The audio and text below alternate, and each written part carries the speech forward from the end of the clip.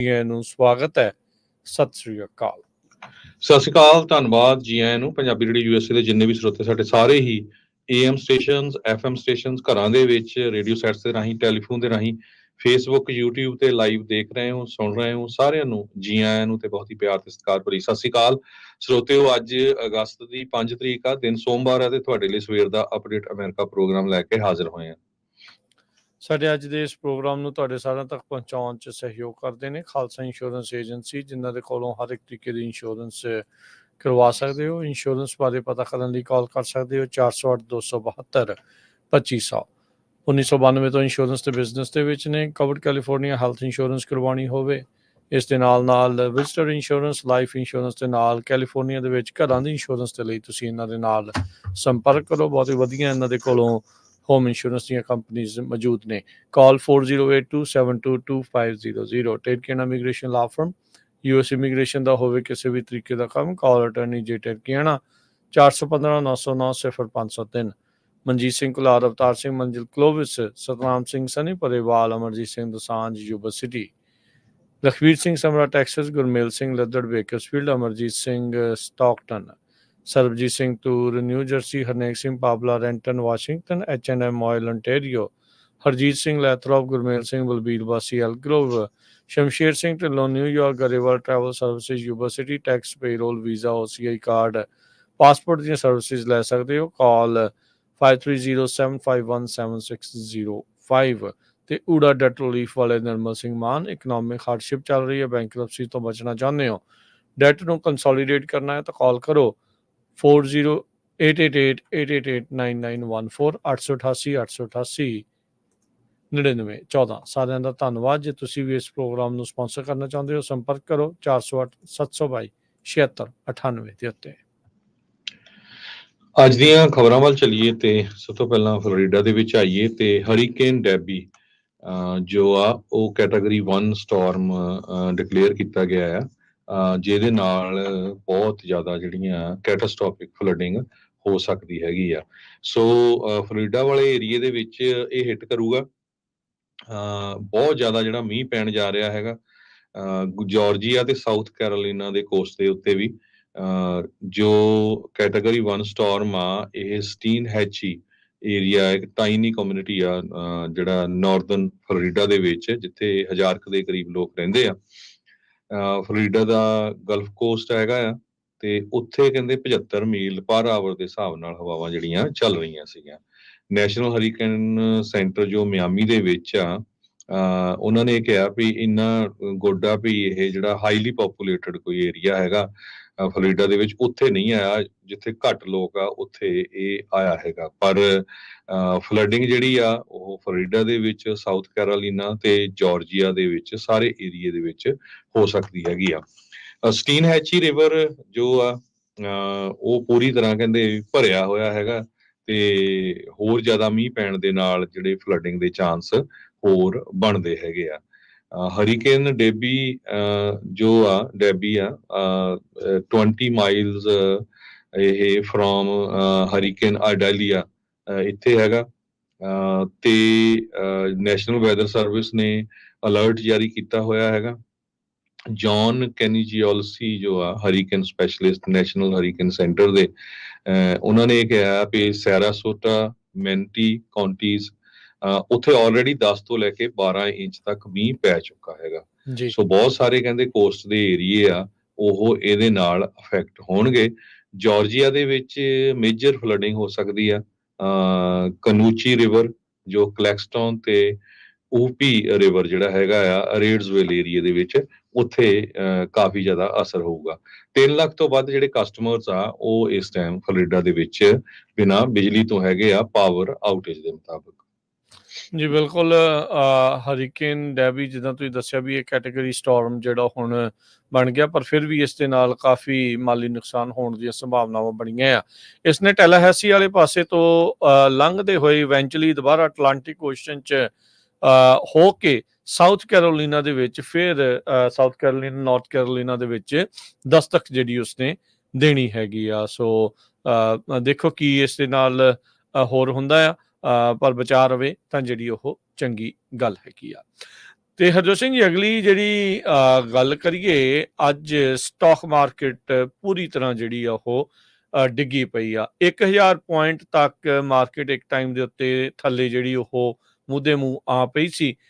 ਉਸ ਤੋਂ ਬਾਅਦ ਦੇ ਵਿੱਚ ਹੁਣ ਜੇ ਤਾਜ਼ਾ ਸਥਿਤੀ ਦੱਸੀਏ ਤਾਂ ਤਕਰੀਬਨ 792 ਪੁਆਇੰਟ, ਜਦੋਂ ਹੁਣ 9:15 ਵਜੇ ਤੁਹਾਡੇ ਨਾਲ ਸਵੇਰੇ ਕੈਲੀਫੋਰਨੀਆ ਦੇ ਟਾਈਮ ਦੇ ਨਾਲ ਗੱਲ ਜਿਹੜੀ ਉਹ ਅਸੀਂ ਕਰ ਰਹੇ ਹੈਗੇ ਆ। ਮਾਰਕੀਟ ਦੇ ਵਿੱਚ ਜਿਹੜਾ ਸੈਲ ਆਫ ਆ, ਨਿਵੇਸ਼ਕ ਲਗਾਤਾਰ ਆਪਣੇ ਜਿਹੜੇ ਡਾਲਰ ਆ ਉਹ ਕਢਾਉਣ ਲੱਗ ਗਏ ਆ। ਵੀਕਐਂਡ ਦੇ ਉੱਤੇ ਵੀ ਆਪਾਂ ਦੇਖਿਆ ਸੀਗਾ ਵੀ ਸਲੋ ਜਿਹੜੀ ਜੌਬ ਮਾਰਕੀਟ ਕੂਲਿੰਗ ਡਾਊਨ ਜਿਹੜੀ ਉਹ ਹੋਈ ਆ, ਤੇ ਇੰਟਰਸਟ ਰੇਟ ਨੂੰ ਲੈ ਕੇ ਕੋਈ ਚੇਂਜ ਨਾ ਆਉਣ ਤੋਂ ਬਾਅਦ ਚ ਇਹ ਸਾਰਾ ਕੁਝ ਜਿਹੜਾ ਹੋਇਆ ਆ। ਇੰਡਸਟਰੀਅਲ ਜਿਹੜਾ ਡਾਓ ਜੋਨਸ ਆ, ਉਹ 1000 ਪੁਆਇੰਟ ਯਾਨੀ ਕਿ 0.5%, 2.7% ਤੱਕ ਉਹ ਥੱਲੇ ਚਲਾ ਗਿਆ ਸੀ। S&P 3% ਤੋਂ ਹੇਠਾਂ ਆ ਗਿਆ ਸੀਗਾ, ਤੇ ਜਿਹੜਾ ਟੈਕ ਹੈਵੀ ਨੈਸਡੈਕ ਆ, ਉਹ 3.5% ਤੋਂ ਵੱਧ ਉਸ ਦੇ ਵਿੱਚ ਨੁਕਸਾਨ ਹੋ ਚੁੱਕਾ ਸੀ। ਲੱਖਾਂ ਹੀ ਜਿਹੜੇ ਡਾਲਰਸ ਆ, ਲੱਖਾਂ ਹੀ ਮਿਲੀਅਨ ਡਾਲਰ ਕਹਿੰਦੇ ਆ, ਉਸ ਦਾ ਜਿਹੜਾ ਆਲਰੇਡੀ ਲੋਕਾਂ ਨੇ ਜਿਹੜੇ ਡਾਲਰ ਉਹ ਕੱਢ ਰਹੇ ਆ। ਕਹਿੰਦੇ 3 ਟਾਈਪ ਦਾ ਇਸ ਟਾਈਮ ਜਿਹੜਾ ਡਾਟਾ ਆ ਰਿਹਾ ਆ, ਉਹ ਡਰ ਉਸਨੇ ਪੈਦਾ ਕੀਤਾ ਆ। ਮੈਨੂਫੈਕਚਰਿੰਗ ਡਾਟਾ ਜ਼ਿਆਦਾ ਵਧੀਆ ਨਹੀਂ ਆਇਆ, labour market weaker than expected, ਤੇ ਫੈਡ ਜਿੱਦਾਂ ਆਪਾਂ ਪਹਿਲਾਂ ਦੱਸਿਆ ਵੀ ਉਸ ਦੇ ਵਿੱਚ ਉਹਨਾਂ ਨੇ ਕੋਈ ਚੇਂਜ ਅਜੇ ਤੱਕ ਨਹੀਂ ਕੀਤਾ ਹੈਗਾ। ਸੋ ਦੇਖੋ, ਕਮਾਲ ਦੀ ਗੱਲ ਆ। ਵੈਸੇ ਲੇਬਰ ਮਾਰਕੀਟ ਇਹ ਆਪ ਚਾਹੁੰਦੇ ਸੀਗੇ ਵੀ ਠੰਡੀ ਹੋਵੇ, ਜਿਹੜੀ ਥੋੜੀ ਜਿਹੀ ਸਲੋ ਡਾਊਨ ਹੋਵੇ, ਤੇ ਇੰਟਰਸਟ ਰੇਟ ਕੱਟਸ ਆ, ਕਹਿੰਦੇ ਵੀ ਸਤੰਬਰ ਦੇ ਵਿੱਚ ਜਿਹੜਾ ਉਹ ਕਰਨਾ ਆ। ਸੋ ਵਾਲ ਸਟਰੀਟ ਦਾ ਜਿਹੜਾ ਫੀਅਰ ਗੌਜ ਆ, ਉਹ ਇਸ ਟਾਈਮ ਮਾਰਚ 2020 ਤੋਂ ਬਾਅਦ ਦੇ ਵਿੱਚ 172% ਦੇ ਉੱਤੇ ਜਿਹੜਾ ਉਹ ਚੱਲ ਰਿਹਾ ਹੈਗਾ ਆ। ਇਹੀ ਨਹੀਂ, ਬਾਹਰਲੀਆਂ ਹੋਰ ਮਾਰਕੀਟਸ ਦੇ ਵਿੱਚ ਵੀ ਇਹੀ ਬਲੱਡ ਬਾਥ ਆ ਉਹ ਦੇਖਣ ਨੂੰ ਮਿਲਿਆ। ਜਿਹੜਾ ਨਿੱਕੀ ਆ ਇੰਡੈਕਸ, ਉਹ 12.4% ਡਿੱਗਾ, ਯਾਨੀ ਕਿ 4450 ਪੁਆਇੰਟ ਤੋਂ ਵੱਧ ਉਹ ਥੱਲੇ ਨੂੰ ਜਿਹੜਾ ਉਹ ਆਇਆ। ਸਾਊਥ ਕੋਰੀਆ ਦੀ ਜਿਹੜੀ ਕੋਸਪੀ ਇੰਡੈਕਸ ਆ, ਉਹ ਤਕਰੀਬਨ 9% ਜਿਹੜੀ ਡਿੱਗੀ। ਤਾਈਵਾਨ ਦੇ ਵਿੱਚ 8%, ਆਸਟ੍ਰੇਲੀਆ ਦਾ 4.5%, ਸ਼ੰਘਾਈ ਵਾਲਾ ਜਿਹੜਾ ਆ ਚਾਈਨਾ ਦਾ ਉਹ 1.5%, ਤੇ ਹਾਂਗਕਾਂਗ ਦਾ ਵੀ ਜਿਹੜਾ ਉਹ 1.5% ਮਾਰਕੀਟ ਡਿੱਗਾ। ਯੂਰਪੀਅਨ ਮਾਰਕੀਟ ਵੀ ਓਵਰਆਲ ਜਿਹੜੀਆਂ 2% ਅਰਲੀ ਟ੍ਰੇਡਿੰਗ ਦੇ ਵਿੱਚ ਜਿਹੜੀਆਂ ਉਹ ਥੱਲੇ ਜਿਹੜੀਆਂ ਹੋ ਗਈਆਂ ਹੈਗੀਆਂ। ਸੋ ਵੀਕ ਜੌਬ ਰਿਪੋਰਟਸ ਦੇ ਕਰਕੇ ਲਗਾਤਾਰ ਹੁਣ ਜਿਹੜਾ ਇਹ ਡਰ ਦਾ ਭੈ ਆ ਉਹ ਘਰ ਕਰਦਾ ਜਾ ਰਿਹਾ ਹੈਗਾ ਆ। ਸੋ ਮੰਡੇ ਨੂੰ ਅੱਜ ਬਹੁਤ ਵੱਡਾ ਜਿਹੜਾ ਇੱਕ ਰਿਐਕਸ਼ਨ ਆ, ਉਹ ਨਿਵੇਸ਼ਕਾਂ ਦੇ, ਇਨਵੈਸਟਰਸ ਦੇ ਦੁਆਰਾ ਆਪਾਂ ਨੂੰ ਦੇਖਣ ਨੂੰ ਮਿਲਿਆ ਆ। ਕਾਫੀ ਜ਼ਿਆਦਾ ਵੀਕ ਇਕਨੋਮਿਕ ਡਾਟਾ ਪੁਆਇੰਟਸ ਆਉਣ ਕਰਕੇ ਲੋਕਾਂ ਨੇ ਆਪਣੇ ਡਾਲਰ ਕਢਾਉਣ ਦੇ ਵਿੱਚ ਸਮਝਦਾਰੀ ਸਮਝੀ ਹੈਗੀ ਆ। CNBC ਦੇ ਮੁਤਾਬਕ $1 ਟ੍ਰਿਲੀਅਨ ਜਿਹੜਾ ਆ ਮਾਰਕੀਟ ਦੇ ਵਿੱਚੋਂ ਵਾਈਪ ਆਊਟ ਹੋ ਗਿਆ ਆ। ਮੋਸਟਲੀ ਜੋ ਟੈਕ ਕੰਪਨੀਆਂ ਆ, ਉਹ ਟੈਕਨੋਲੋਜੀ ਕੰਪਨੀਆਂ, ਉਹਨਾਂ ਨੂੰ ਸਭ ਤੋਂ ਜ਼ਿਆਦਾ ਜਿਹੜਾ ਘਾਟਾ ਪਿਆ ਹੈਗਾ। ਟੈਕ ਹੈਵੀ ਨੈਸਡੈਕ 3% ਡਾਊਨ ਆ, ਤੇ NVIDIA 6% ਤੇ ਐਪਲ 4%। ਸੋ ਇਹ ਕੰਪਨੀਆਂ ਜੋ ਆ ਬਹੁਤ ਜ਼ਿਆਦਾ ਪੈਸੇ ਬਣਾ ਰਹੀਆਂ ਸੀ। ਸੋ ਤੁਸੀਂ ਦੇਖ ਲਓ ਵੀ ਜਦੋਂ 6% ਡਾਊਨ ਆ, NVIDIA ਦੀ $300 ਬਿਲੀਅਨ ਦੀ ਮਾਰਕੀਟ ਕੈਪ ਜਿਹੜੀ ਆ ਉਹ ਓਪਨਿੰਗ ਬੈਲ ਦੇ ਉੱਤੇ ਸੀਗੀ, ਤੇ ਅੱਧਾ ਲਾਸ ਉਹਦਾ ਹੋ ਗਿਆ ਹੈਗਾ। ਐਪਲ ਨੇ $224 ਬਿਲੀਅਨ ਉਹਨਾਂ ਦਾ ਵੈਲੂਏਸ਼ਨ ਸੀ, ਡਾਊਨ ਹੋਇਆ। ਐਮਾਜ਼ੋਨ ਦਾ $109 ਬਿਲੀਅਨ। ਸੋ ਟੋਟਲ $1 ਟ੍ਰਿਲੀਅਨ ਦਾ ਨੁਕਸਾਨ ਹੋ ਚੁੱਕਾ ਹੈਗਾ। ਮੈਟਾ, ਮਾਈਕਰੋਸਾਫਟ, ਅਲਫਾਬੈਟ, ਟੈਸਲਾ, ਇਹ ਸਾਰੀਆਂ ਟੈਕ ਕੰਪਨੀਆਂ ਨੇ $995 ਬਿਲੀਅਨ ਜੋ ਆ ਉਹ ਲਾਸ ਕੀਤਾ ਹੈਗਾ। ਵਾਲ ਸਟਰੀਟ ਜਰਨਲ ਦੇ ਮੁਤਾਬਕ US ਰਿਸੈਸ਼ਨ ਦਾ ਡਰ ਇਹ ਸਾਰੇ ਕਾਸੇ ਨੂੰ ਜਿਹੜਾ ਖਾ ਰਿਹਾ ਹੈਗਾ। ਇਸੇ ਕਰਕੇ ਜਿਹੜੀ ਮਾਰਕੀਟ ਆ ਉਹ ਤੇਜ਼ੀ ਦੇ ਨਾਲ ਅੱਜ ਤੇ ਸ਼ੁੱਕਰਵਾਰ ਡਿੱਗੀ ਆ ਪੂਰੀ ਦੁਨੀਆ ਦੇ ਵਿੱਚ। ਤੇ ਕਹਿੰਦੇ ਵੀ ਮੈਗਨੀਫੀਸੈਂਟ 7 ਗਰੁੱਪ ਆਫ ਸਟਾਕਸ ਜੋ ਸੀ, ਜਿਹੜਾ ਮੇਨ ਡਰਾਈਵਰ ਹੁੰਦਾ ਆ ਇੰਡੈਕਸ ਨੂੰ ਉੱਪਰ ਲਿਜਾਣ ਵਾਲਾ, ਉਹਨਾਂ ਨੇ $650 ਬਿਲੀਅਨ ਲੂਜ਼ ਕੀਤਾ ਹੈਗਾ। ਐਪਲ, NVIDIA, ਮਾਈਕਰੋਸਾਫਟ, ਅਲਫਾਬੈਟ, ਇਹ ਮੈਂ ਸਾਰੇ ਜਿਹੜੇ ਤੁਹਾਡੇ ਨਾਲ ਡਿਸਕਸ ਕੀਤੇ ਆ। ਸੋ ਓਵਰਆਲ ਸਟਾਕ ਮਾਰਕੀਟ ਦੇ ਵਿੱਚ ਬਲੀਡਿੰਗ ਇਸ ਟਾਈਮ ਜਿਹੜੀ ਕਹਿੰਦੇ ਆ ਚੱਲ ਰਹੀ ਹੈਗੀ ਆ। ਸੋ ਕਾਫੀ ਬੁਰਾ ਹਾਲ ਹੈਗਾ ਆ ਅੱਜ ਤੇ ਸ਼ੁੱਕਰਵਾਰ। ਜੀ ਬਿਲਕੁਲ। ਸੋ ਸ਼ਿਕਾਗੋ ਦੇ ਜਿਹੜੇ ਫੈਡ ਦੇ ਪ੍ਰੈਜ਼ੀਡੈਂਟ ਆ ਗੂਲਸਬੀ, ਉਹ ਕਹਿੰਦੇ ਵੀ ਜੇ ਇਕਨੋਮੀ ਡਿਟੀਰੀਓਰੇਟ ਹੋਈ ਤਾਂ ਫੈਡ ਜਿਹੜਾ ਹੈ ਉਸ ਨੂੰ ਫਿਕਸ ਕਰੂਗਾ। ਇਹ ਹੁਣ ਉਹਨਾਂ ਦਾ ਬਿਆਨ ਆਇਆ ਆ। ਉਸ ਟਾਈਮ ਦੇ ਉੱਤੇ ਜਦ ਆਪਾਂ ਦੇਖਿਆ ਵੀ ਇਹ ਸਟਾਕਸ ਦੇ ਵਿੱਚ ਇਹ ਚੀਜ਼ ਜਿਹੜੀ ਸਥਿਤੀ ਬਣੀ ਆ, ਓਵਰਆਲ ਇਕੋਨਮੀ ਦੇ ਵਿੱਚ ਵੀ ਆਪਾਂ ਨੂੰ ਪਤਾ ਹੀ ਹੈ ਹਰਜੋਤ ਸਿੰਘ ਜੀ ਵੀ ਸਥਿਤੀ ਠੀਕ ਠਾਕ ਜੀ ਹੋਈ ਜਿਹੜੀ ਉਹ ਚੱਲ ਰਹੀ ਆ, ਕੋਈ ਬੜਾ ਗੁੱਡ ਜਿਹੜਾ ਓਵਰਆਲ ਪੋਜੀਸ਼ਨ ਨਹੀਂ ਆ। ਇੱਕ ਇਹ ਸਪਾਇਰਲ ਇਫੈਕਟ ਹੁੰਦੇ ਨੇ, ਜਦੋਂ ਇੱਕ ਮਾਰਕੀਟ ਡੈਡ ਹੁੰਦੀ ਆ ਉਸ ਤੋਂ ਅੱਗੇ ਜੇ ਦੇਖਦੇ ਜਾਈਏ ਤਾਂ ਫਿਰ ਉਸ ਦੇ ਨਾਲ ਅਸਰ ਹੋਰ ਵੀ ਜ਼ਿਆਦਾ ਜਿਹੜਾ ਉਹ ਪੈਣ ਲੱਗ ਜਾਂਦਾ ਆ। ਮੈਨੂਫੈਕਚਰਿੰਗ ਘੱਟ ਆ, ਲੇਬਰ ਘੱਟ ਜਾਣੀ ਆ, ਜੌਬਸ ਘੱਟ ਜਿਹੜੀਆਂ ਉਹ ਹੋਣਗੀਆਂ, ਜੋ ਕਿ ਆਪਣੇ ਸਾਹਮਣੇ ਹੁਣ IT ਇੰਡਸਟਰੀ ਵਿੱਚ ਤਾਂ ਸਭ ਤੋਂ ਜ਼ਿਆਦਾ ਇਸ ਟਾਈਮ ਚੱਲ ਰਿਹਾ ਆ। ਓਵਰਆਲ ਦੂਜੇ ਪਾਸੇ ਵੀ ਜਿਹੜੀਆਂ ਜੌਬਸ ਓਵਰਆਲ ਅਵੇਲੇਬਲ ਜੌਬਸ ਆ ਉਹਦਾ ਨੰਬਰ ਵੀ ਘੱਟ ਜਿਹੜਾ ਹੋ ਆਇਆ ਆ। ਸ਼ਿਕਾਗੋ ਫੈਡਰਲ ਰਿਜ਼ਰਵ ਦੇ ਜਿਹੜੇ ਪ੍ਰੈਜ਼ੀਡੈਂਟ ਆਸਟਨ ਗੂਲਸਬੀ, ਉਹਨਾਂ ਨੇ ਅੱਜ ਇਹ ਦੁਬਾਰਾ ਕਹਿੰਦੇ ਵੀ ਵਚਨ ਦਿੱਤਾ, ਜਾਂ ਉਹਨਾਂ ਨੇ ਕਿਹਾ, ਭਰੋਸਾ ਦਿਵਾਉਣ ਦੀ ਕੋਸ਼ਿਸ਼ ਕੀਤੀ ਵੀ ਸੈਂਟਰਲ ਬੈਂਕ ਰਿਐਕਟ ਕਰੂਗਾ ਵੀਕਨੈਸ ਦੇ ਵਿੱਚ ਇਕੋਨਮੀ 'ਚ, ਕਿਉਂਕਿ ਹੁਣ ਇਹਨਾਂ ਦੀ 2 ਮਹੀਨਿਆਂ ਬਾਅਦ ਮੀਟਿੰਗ ਹੋਣੀ ਹੈ। ਜੇ ਇਸ ਦੇ ਵਿਚਾਲੇ ਮਾਰਕੀਟਸ ਜਾਂ ਓਵਰਆਲ ਇਕੋਨਮੀ ਹੋਰ ਡਾਊਨ ਹੁੰਦੀ ਆ, ਕੀ ਇਹ ਮੀਟਿੰਗ ਕਿਤੇ ਬਗੈਰ ਇੰਟਰਸਟ ਰੇਟ ਕੱਟਸ ਜਿਹੜੇ ਉਹ ਕਰ ਦੇਣਗੇ, ਇਹ ਵੀ ਹੁਣ ਦੇਖਣਾ ਹੋਊਗਾ। ਉਹਨਾਂ ਨੇ ਕਿਹਾ ਵੀ ਫੈਡ ਦੀ ਜੌਬ ਸਿੱਧੀ ਆ, ਵੀ ਇੰਪਲੋਇਮੈਂਟ ਨੂੰ ਵਧਾਉਣਾ, ਪ੍ਰਾਈਸਿਸ ਨੂੰ ਸਟੇਬਲਾਈਜ਼ ਕਰਨਾ ਤੇ ਫਾਈਨੈਂਸ਼ੀਅਲ ਸਟੇਬਿਲਿਟੀ ਜਿਹੜੀ ਆ ਉਸ ਨੂੰ ਬਰਕਰਾਰ ਜਿਹੜਾ ਉਹ ਰੱਖਣਾ, ਤੇ ਕਹਿੰਦੇ ਉਹ ਅਸੀਂ ਕਰਕੇ ਹੀ ਰਹਾਂਗੇ। ਸੋ CNBC ਦੇ ਨਾਲ ਹੀ ਇਹਨਾਂ ਨੇ ਜਿਹੜੀ ਇੰਟਰਵਿਊ ਕਰਦੇ ਹੋਏ ਇਹ ਗੱਲਬਾਤ ਜਿਹੜੀ ਉਹ ਦੱਸੀ ਆ। ਟ੍ਰੈਜਰੀ ਯੀਲਡ ਜੋ ਕਿ ਪਿਛਲੇ ਕਈ ਚਿਰ ਤੋਂ ਹਰਜੋਤ ਸਿੰਘ ਜੀ 4% ਤੋਂ ਉੱਤੇ ਚੱਲ ਰਹੇ ਸੀ, ਉਹ ਘਟ ਕੇ ਜਿਹੜੇ ਆ ਉਹ 3.8% ਤੇ ਜਿਹੜੇ 2 ਈਅਰ ਵਾਲੇ ਆ ਉਹ ਉਸ ਤੋਂ ਵੀ ਜਿਹੜੀ ਉਹ ਥੱਲੇ ਨੂੰ ਆ ਚੁੱਕੇ ਹੈਗੇ ਆ। ਸੋ ਅਨਇੰਪਲੋਇਮੈਂਟ ਦੀ ਦਰ 4.3% ਦੇ ਉੱਤੇ ਆ ਚੁੱਕੀ ਆ, ਤੇ 114,000 ਜੌਬਾਂ ਹੀ ਪਿਛਲੇ ਮਹੀਨੇ ਜੁਲਾਈ ਦੇ ਵਿੱਚ ਐਡ ਹੋਈਆਂ ਸੀ। ਸੋ ਦੇਖਦੇ ਆ ਹੁਣ ਕੀ ਜਿਹੜਾ ਬਣਦਾ ਹੈ। ਹਾਲ ਦੀ ਘੜੀ ਜਿਹੜਾ ਸੈਂਟਰਲ ਬੈਂਕ ਆ ਬਾਕੀ ਬੈਂਕਾਂ ਨੂੰ 5.25 ਤੋਂ 5.5% ਦੇ ਵਿਆਜ ਦੇ ਉੱਤੇ ਜਿਹੜੀ ਉਹ ਮਨੀ ਦੇ ਰਿਹਾ ਹੈਗਾ। ਅਗਲੀ ਖਬਰ ਵੱਲ ਚੱਲੀਏ ਤੇ ਉਹ ਬੰਗਲਾਦੇਸ਼ ਤੋਂ ਆ ਰਹੀ ਹੈ। ਬੰਗਲਾਦੇਸ਼ ਦੀ ਪ੍ਰਾਈਮ ਮਿਨਿਸਟਰ ਸ਼ੇਖ ਹਸੀਨਾ ਨੇ ਆਪਣੇ ਅਹੁਦੇ ਤੋਂ ਅਸਤੀਫਾ ਦੇ ਦਿੱਤਾ ਹੈ। ਪਿਛਲੇ ਕਈ ਦਿਨਾਂ ਤੋਂ ਵੱਡੀ ਗਿਣਤੀ ਦੇ ਵਿੱਚ ਜਿਹੜੇ ਯੂਨੀਵਰਸਿਟੀ ਦੇ ਪ੍ਰੋਟੈਸਟ ਸ਼ੁਰੂ ਹੋਏ ਸੀ ਬੱਚਿਆਂ ਦੇ, ਉਸ ਤੋਂ ਬਾਅਦ ਆਮ ਲੋਕਾਂ ਨੇ ਵੀ ਜਿਹੜੇ ਪ੍ਰੋਟੈਸਟ ਸ਼ੁਰੂ ਕਰ ਦਿੱਤੇ, ਤੇ ਅਲਟੀਮੇਟਲੀ ਜਿਹੜਾ ਉਹਦਾ ਘਰ ਹੈਗਾ ਆ ਉਹਦੇ ਉੱਤੇ ਲੋਕਾਂ ਨੇ ਕਬਜ਼ਾ ਕਰ ਲਿਆ, ਤੇ ਸ਼ੇਖ ਹਸੀਨਾ ਬੰਗਲਾਦੇਸ਼ ਨੂੰ ਭੱਜ ਕੇ ਇੰਡੀਆ ਚਲੇ ਗਈ ਹੈਗੀ ਆ। ਇੱਕ ਟਾਈਮ ਦੇ ਉੱਤੇ ਇੰਦਰਾ ਗਾਂਧੀ ਨੂੰ ਆਪਣੀ ਉਹ ਭੈਣ ਮੰਨਦੀ ਸੀ। ਜੇ 15 ਸਾਲਾਂ ਦਾ ਕਹਿੰਦੇ ਜੇ ਉਹਦਾ ਹਿਸਟਰੀ ਦੇਖਿਆ ਜਾਵੇ, ਬੜਾ ਹੀ ਕਹਿੰਦੇ ਵੀ ਲੋਹੇ ਦੇ ਡੰਡੇ ਦੇ ਨਾਲ ਉਹਨੇ ਜਿਹੜਾ ਆ ਰੂਲ ਕੀਤਾ ਹੈਗਾ। ਜਿਹੜੇ ਉਹਦੇ ਆਪੋਜ਼ਿਟ ਬੰਦੇ ਸੀ ਉਹਨਾਂ ਦੇ ਉੱਤੇ ਟੈਰਰਿਜ਼ਮ ਦੇ ਚਾਰਜ ਲਾ ਕੇ ਕਿਸੇ ਨੂੰ ਅੰਦਰ ਕਰਤਾ, ਕਿਸੇ ਨੂੰ ਪੁਸ਼ ਕਰਤਾ। ਈਵਨ ਜੇ ਤੁਸੀਂ ਰਿਪੋਰਟਸ ਪਿਛਲੇ ਕੁਝ ਦਿਨਾਂ ਦੀਆਂ ਦੇਖੋ, ਜਿਹੜੇ ਸਟੂਡੈਂਟ ਪ੍ਰੋਟੈਸਟ ਕਰ ਰਹੇ ਸੀ, ਕਿਉਂਕਿ ਕੀ ਕਰ ਰਹੇ ਸੀ ਭਈ 15% ਤੋਂ ਵੱਧ ਜਿਹੜੀ ਆ ਰਿਜ਼ਰਵੇਸ਼ਨ ਉਹਨਾਂ ਲੋਕਾਂ ਲਈ ਰੱਖੀ ਜਾਊਗੀ ਜਿਹੜੇ ਬੰਗਲਾਦੇਸ਼ ਦੀ ਆਜ਼ਾਦੀ ਦੇ ਵੇਲੇ ਜਿਨ੍ਹਾਂ ਨੇ ਹਿੱਸਾ ਪਾਇਆ। ਪਰ ਜੋ ਸਟੂਡੈਂਟ ਸੀ ਉਹ ਕਹਿੰਦੇ ਵੀ ਇਹ ਸਿਰਫ ਆਪਣੀ ਹੀ ਪਾਰਟੀ ਦੇ ਲੋਕਾਂ ਨੂੰ ਜਿਹੜੀ ਆ ਜੌਬਸ ਦੇਣੀ ਚਾਹੁੰਦੀ ਹੈਗੀ ਆ। ਸੋ ਇੰਨਾ ਧੱਕਾ, ਈਵਨ ਜਿਹੜੇ ਸਟੂਡੈਂਟਸ ਆ, ਪੂਰੀ ਦੁਨੀਆ ਵੀ ਪਤਾ ਨਹੀਂ ਕਿਉਂ ਚੁੱਪ ਰਹੀ। 300 ਸਟੂਡੈਂਟਸ ਨੂੰ ਗੋਲੀਆਂ ਦੇ ਨਾਲ ਮਾਰ ਦੇਣਾ, ਜਿਹਦੇ ਵਿੱਚੋਂ 14-15 ਪੁਲਿਸ ਆਫੀਸਰ ਵੀ ਮਾਰੇ ਗਏ ਹੈਗੇ ਆ। ਇਹ ਇੱਕ ਬਹੁਤ ਵੱਡਾ ਜਿਹੜਾ ਜ਼ੁਲਮ ਸੀਗਾ। ਸੋ ਅਲਟੀਮੇਟਲੀ ਸ਼ੇਖ ਹਸੀਨਾ ਨੂੰ ਉੱਥੋਂ ਭੱਜਣਾ ਪਿਆ। ਇੰਡੀਆ ਇਸ ਟਾਈਮ ਉਹ ਚੱਲ ਗਈ ਹੈਗੀ ਆ। ਟੀਵੀ ਦੇ ਉੱਤੇ ਅਨਾਉਂਸ ਕਰ ਦਿੱਤਾ ਗਿਆ ਮਿਲਟਰੀ ਵੱਲੋਂ, ਜੋ ਇੱਥੇ ਦੇ ਜਨਰਲ ਵਾਕਰ ਉਸ ਜ਼ਮਾਨ ਉਸਨੇ ਕਿਹਾ ਆ ਭਈ ਜਿਹੜੀਆਂ ਮੰਗਾਂ ਸੀਗੀਆਂ ਸਟੂਡੈਂਟਸ ਦੀਆਂ ਉਹ ਸਾਰੀਆਂ ਜਿਹੜੀਆਂ ਮੰਨੀਆਂ ਜਾਣਗੀਆਂ, ਤੇ ਜੋ 11,000 ਤੋਂ ਵੱਧ ਲੋਕਾਂ ਨੂੰ ਜੇਲ੍ਹਾਂ 'ਚ ਸਿੱਟਿਆ ਗਿਆ ਉਹਨਾਂ ਨੂੰ ਵੀ ਛੱਡਿਆ ਜਾਊਗਾ। ਤੇ ਇਸ ਨੇ ਪਿਛਲੇ ਦਿਨਾਂ ਦੇ ਵਿੱਚ ਸ਼ਰੇਆਮ ਅਨਾਉਂਸਮੈਂਟ ਕੀਤੀ ਸੀ ਵੀ ਜਿਹੜੇ ਪ੍ਰੋਟੈਸਟ ਕਰ ਰਹੇ ਇਹ ਟੈਰਰਿਸਟ ਹੈਗੇ ਆ, ਇਹਨਾਂ ਨੂੰ ਗੋਲੀਆਂ ਨਾਲ ਮਾਰ ਦਿੱਤਾ ਜਾਣਾ ਚਾਹੀਦਾ। ਉਹਨਾਂ ਦੇ ਵਿੱਚ ਬਹੁਤ ਸਾਰੀਆਂ ਬੱਚੀਆਂ, ਯੂਨੀਵਰਸਿਟੀ ਦੇ ਸਟੂਡੈਂਟ, ਜਿਸ ਤਰ੍ਹਾਂ ਮੈਂ ਤੁਹਾਨੂੰ ਦੱਸਿਆ ਹੀ ਆ। ਹੁਣ 171 ਮਿਲੀਅਨ ਪੋਪੂਲੇਸ਼ਨ ਵਾਲਾ ਇਹ ਮੁਲਕ ਇਸ ਵੇਲੇ ਪੋਲੀਟੀਕਲ ਟਰਮੋਇਲ ਦੇ ਵਿੱਚ ਹੈਗਾ। ਪਿਛਲੇ ਦਹਾਕਿਆਂ ਦੇ ਵਿੱਚ ਕਦੇ ਕਹਿੰਦੇ ਇਦਾਂ ਦੀ ਸਿਚੁਏਸ਼ਨ ਨਹੀਂ ਹੋਈ ਹੈਗੀ। ਪਹਿਲੀ ਵਾਰੀ ਬਣਿਆ ਵੀ ਐਡੇ ਵੱਡੇ ਜਿਹੜੇ ਪ੍ਰੋਟੈਸਟ ਆ ਉਹ ਹੋਏ ਹੈਗੇ ਆ।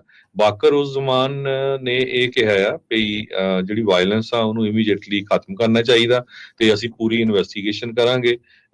ਤੇ ਨਾਲ ਦੀ ਨਾਲ ਕਹਿੰਦੇ ਵੀ ਕੱਲੀ ਜਿਹੜੀ ਮੌਤ ਹੋਈ ਆ ਉਹਨੂੰ ਇਨਵੈਸਟੀਗੇਟ ਕੀਤਾ ਜਾਊਗਾ, ਤੇ ਐਟਰੋਸਿਟੀਜ਼ ਜੋ ਹੋਈਆਂ ਆ ਉਹਨਾਂ ਨੂੰ ਵੀ ਜਿਹੜਾ ਆ ਡਿਸਕਸ ਕੀਤਾ ਜਾਊਗਾ। ਜੀ ਜੋ ਹਸੀਨਾ ਦਾ ਮੁੰਡਾ ਹੈਗਾ ਸਾਜੀਬ ਵਜ਼ੀਰ, ਉਹਨੇ ਕਿਹਾ ਵੀ ਉਹਦੀ ਮਾਂ ਹੁਣ ਪੋਲਿਟਿਕਸ 'ਚ ਮੁੜ ਕੇ ਨਹੀਂ ਆਊਗੀ, ਉਹ ਇੱਥੋਂ ਛੱਡ ਕੇ ਚਲ ਗਈ ਹੈਗੀ ਆ। ਪਰ ਬੰਗਲਾਦੇਸ਼ ਦੇ ਵਿੱਚ ਪਿਛਲੇ 7-10 ਦਿਨਾਂ ਦੇ ਵਿੱਚ ਬਹੁਤ ਜ਼ਿਆਦਾ ਜਿਹੜਾ ਆ ਸਟੂਡੈਂਟਸ ਦੇ ਉੱਤੇ ਜ਼ੁਲਮ ਹੋਇਆ। ਜੀ ਬਿਲਕੁਲ ਹਰਜੋਤ ਸਿੰਘ ਜੀ, ਲੋਹੇ ਦਾ ਡੰਡੇ ਨਹੀਂ ਤਾਂ ਆਪਾਂ ਬਹੁਤਾ ਕਹਾਂਗੇ ਵੀ ਤਾਨਾਸ਼ਾਹ ਵਾਂਗ ਹੀ ਇਹ ਜਿਹੜੀ ਸ਼ੇਖ ਹਸੀਨਾ ਆ ਉੱਥੇ ਰਹੀ ਆ, ਭਾਰਤ ਦੇ ਨਾਲ ਮਿਲ ਕੇ ਚੱਲਦੀ ਰਹੀ। 71 ਦੇ ਵਿੱਚ ਜਦ ਬੰਗਲਾਦੇਸ਼ ਆਜ਼ਾਦ ਹੋਇਆ ਸੀਗਾ, ਉਹ ਦੂਜੇ ਪਾਸੇ ਈਸਟ ਪਾਕਿਸਤਾਨ ਤੇ ਵੈਸਟ ਪਾਕਿਸਤਾਨ ਹੁੰਦਾ ਸੀ, ਉਦੋਂ ਇਹ ਵੱਖਰੇ ਹੋਏ ਸੀਗੇ। ਤਾਂ ਉਸ ਤੋਂ ਬਾਅਦ ਦੇ ਵਿੱਚ ਇਹ ਇੱਧਰਲੇ ਪਾਸੇ ਰਹੀ ਆ। ਹੁਣ ਤੁਸੀਂ ਦੇਖੋ ਵੀ ਉੱਤੋਂ ਤਾਂ ਜਿਹੜੇ ਇਹਨਾਂ ਦੇ ਲੀਡਰ ਆ ਉਹ ਆਪਸ ਦੇ ਵਿੱਚ ਆ ਕੇ ਮਿਲਦੇ ਵੀ ਆ, ਰਹਿੰਦੇ ਵੀ ਆ, ਤੇ ਪਰ ਜਦੋਂ ਬੰਗਲਾਦੇਸ਼ ਦੇ ਲੋਕ ਇੱਧਰ ਨੂੰ ਆਉਂਦੇ ਆ ਤੇ ਉਦੋਂ ਜਿਹੜੇ ਭਾਰਤ ਦੇ ਵਿੱਚ ਉਹਨਾਂ ਦੇ ਨਾਲ ਕੀ ਜਿਹੜਾ ਸਲੂਕ ਹੁੰਦਾ ਤੇ ਕੀ ਉਹਨਾਂ ਦੇ ਬਾਰੇ ਆਖਿਆ ਜਾਂਦਾ, ਇਹ ਆਪਾਂ ਨੂੰ ਪਤਾ। ਹੁਣ ਲੋਕੇ ਆਈ ਆ ਤੇ ਫਿਰ ਉੱਥੇ ਹੀ ਜਿਹੜੀ ਭਾਰਤ ਨੂੰ ਹੀ ਕਹਿੰਦੇ ਆ ਵੀ ਉਹ ਚਲੇਗੀ ਹੈਗੀ ਆ। ਸੋ ਅੱਗੇ ਕੀ ਬਣੂਗਾ, ਹਾਲਾਤ ਮਾੜੇ ਆ। ਬੜੇ ਹੀ ਛੋਟੇ ਜਿਹੇ ਦੇਸ਼ ਆ ਤੇ 171 ਮਿਲੀਅਨ ਜਿਹੜੀ ਇਸ ਦੀ ਪਾਪੂਲੇਸ਼ਨ ਆ, ਅਮਰੀਕਾ ਤੋਂ ਅੱਧੀ, ਤੇ ਅਮਰੀਕਾ ਦਾ ਮੈਨੂੰ ਲੱਗਦਾ ਰਕਬਾ ਇਹਦੇ ਨਾਲੋਂ ਕਈ ਗੁਣਾ ਜਿਹੜਾ ਉਹ ਵੱਧ ਜਿਹੜਾ ਉਹ ਹੋਣਾ ਆ। ਸੋ ਕਹਿੰਦੇ ਵੀ ਮਿਲਟਰੀ ਹੈਲੀਕਾਪਟਰ ਦੇ ਵਿੱਚ ਬਹਿ ਕੇ ਦੇਸ਼ ਨੂੰ ਜਿਹੜਾ ਉਹ ਛੱਡ ਕੇ ਭੱਜ ਗਈ ਆ। ਹਿੰਡਨ 에ਅਰਫੋਰਸ ਜਿਹੜਾ ਨਵੀਂ ਦਿੱਲੀ ਦੇ ਲਾਗੇ ਆ, ਕਹਿੰਦੇ ਵੀ ਉੱਥੇ ਸ਼ਾਇਦ ਇਸ ਦਾ ਜਿਹੜਾ ਹੈਲੀਕਾਪਟਰ ਆ ਉਹ ਲੈਂਡ ਜਿਹੜਾ ਉਹ ਕੀਤਾ ਸੀਗਾ। ਕਹਿੰਦੇ ਬੰਗਲਾਦੇਸ਼ 에ਅਰਫੋਰਸ 에ਅਰਕ੍ਰਾਫਟ ਦੇ ਉੱਤੇ ਜਿਹੜਾ ਗਾਜ਼ੀਆਬਾਦ ਦੇ ਵਿੱਚ ਵੀ ਲੈਂਡ ਹੋਇਆ ਆ, ਉੱਥੇ ਵੀ ਜਿਹੜਾ ਉਹ ਲੈਂਡ ਹੋਇਆ ਹੋ ਸਕਦਾ ਆ। ਸੋ ਇੰਡੀਆ ਟੁਡੇ ਵਾਲੇ ਵੀ ਜਿਹੜੇ ਉਹ ਰਿਪੋਰਟ ਕਰ ਰਹੇ ਸੀਗੇ। ਸੋ ਜਿੱਦਾਂ ਤੁਸੀਂ ਦੱਸਿਆ ਹੀ ਆ ਵੀ 300 ਤੋਂ ਵੱਧ ਲੋਕਾਂ ਦੀਆਂ ਜਿਹੜੀਆਂ ਮੌਤਾਂ ਆ ਉਹ ਉੱਥੇ ਹੋਈਆਂ ਆ। ਉੱਥੋਂ ਦੇ ਜਿਹੜੇ ਚੈਨਲ ਆ ਉਹ ਲਗਾਤਾਰ ਦਿਖਾ ਰਹੇ ਆ ਵੀ ਲੋਕਾਂ ਨੇ ਉੱਥੇ ਜਿਹੜੇ ਬਣਾਏ ਸੀਗੇ ਬੁੱਤ, ਉਹਨਾਂ ਨੂੰ ਵੀ ਭੰਨ ਦਿੱਤਾ, ਉਹਨਾਂ ਨੂੰ ਵੀ ਜਿਹੜਾ ਉਹ ਤੋੜ ਦਿੱਤਾ। ਸੋ ਇਸ ਟਾਈਮ ਇਹ ਫਰਾਰ ਆ, ਇਹ ਭੱਜੀ ਹੋਈ ਆ ਤੇ ਅਸਤੀਫਾ ਜਿਹੜਾ ਇਸ ਨੇ ਦੇ ਦਿੱਤਾ ਹੈਗਾ ਆ। ਸੋ ਸਟੂਡੈਂਟ ਪ੍ਰੋਟੈਸਟ ਤੋਂ ਇਹ ਕੰਮ ਸ਼ੁਰੂ ਹੁੰਦਾ ਹੋਇਆ ਇੱਥੇ ਤੱਕ ਆਣ ਜਿਹੜਾ ਉਹ ਪਹੁੰਚਿਆ ਆ। ਹੁਣ ਆਰਮੀ ਸਰਕਾਰ ਜਿਹੜੀ ਉਹ ਬਣਾਊਗੀ, ਕੇਅਰ ਟੇਕਰ ਸਰਕਾਰ ਹੋਊਗੀ, ਕਿੱਦਾਂ ਹੋਊਗਾ, ਇਹ ਜਿਹੜਾ ਉਹ ਦੇਖਣ ਵਾਲੀ ਗੱਲ ਆ। ਆਰਮੀ ਦਾ ਜਿਹੜਾ ਚੀਫ ਆ ਵਕਰੁਜ਼ ਜ਼ਮਾਨ, ਉਹ ਭਰੋਸਾ ਦਿਵਾ ਰਿਹਾ ਮੁਲਕ ਨੂੰ ਵੀ ਅਸੀਂ ਜਿਹੜਾ ਜੀ ਪੂਰਾ ਤੁਹਾਡੇ ਨਾਲ ਆ ਤੇ ਇਸ ਨੂੰ ਸਟੇਬਲ ਕਰਨ ਦੀ ਜਿਹੜੀ ਉਹ ਕੋਸ਼ਿਸ਼ ਕਰਾਂਗੇ। ਇਹ ਜਿਹੜਾ ਹੁਣ ਦੇਖਦੇ ਆ ਵੀ ਅੱਗੇ ਕੀ ਬਣਦਾ ਹੈਗਾ ਜੀ। ਬੰਗਲਾਦੇਸ਼ ਦੀ ਡਿਕਟੇਟਰ ਵੱਲੋਂ ਜਾਣੀ ਜਾਂਦੀ ਸੀ। ਇਕਨੋਮਿਸਟ ਨੇ ਇਹ ਕਿਹਾ ਵੀ ਬੰਗਲਾਦੇਸ਼ ਡਿਕਟੇਟਰ ਫਲੀਜ਼ ਲੀਵਿੰਗ ਬਿਹਾਈਂਡ ਏ ਡੇਂਜਰਸ ਵੈਕਿਊਮ। ਆਇਰਨ ਲੇਡੀ ਕਰਕੇ ਇਹਨੂੰ ਜਾਣਿਆ ਜਾਂਦਾ ਸੀ। ਤੇ ਜੋ ਹੁਣ ਉੱਥੇ ਦੇ ਫੌਜ ਦਾ ਜਨਰਲ ਆ, ਜਨਰਲ ਵਾਕਰ ਉਸ ਜ਼ਮਾਨ ਆਰਮੀ ਦਾ ਚੀਫ ਆ, ਉਹਨੇ ਇਹ ਕਿਹਾ ਆ ਵੀ ਉਹ ਰਿਜ਼ਾਈਨ ਕਰ ਗਈ ਆ ਤੇ ਹੁਣ ਅਸੀਂ ਇੰਟਰਮ ਗਵਰਨਮੈਂਟ ਜਿਹੜੀਆਂ ਆਪੋਜੀਸ਼ਨ ਪਾਰਟੀਆਂ ਦਾ ਸਾਰਿਆਂ ਨਾਲ ਰਲ ਕੇ ਉਹ ਬਣਾਵਾਂਗੇ। ਸੋ ਬੰਗਲਾਦੇਸ਼ 'ਚ ਪਹਿਲਾਂ ਇਹ ਵੀ ਰਿਹਾ ਵੀ ਆਰਮੀ ਦਾ ਰੂਲ ਵੀ ਰਿਹਾ, ਪਰ ਇੱਥੋਂ ਉਹਨਾਂ ਨੇ ਇੰਡੀਕੇਸ਼ਨ ਦਿੱਤੀ ਹੈ ਵੀ ਨਹੀਂ, ਆਰਮੀ ਰੂਲ ਨਹੀਂ ਕਰਨਾ ਚਾਹੁੰਦੀ ਹੈਗੀ ਤੇ ਇੰਟਰਫੀਅਰ ਨਹੀਂ ਕਰਨਾ ਚਾਹੁੰਦੀ।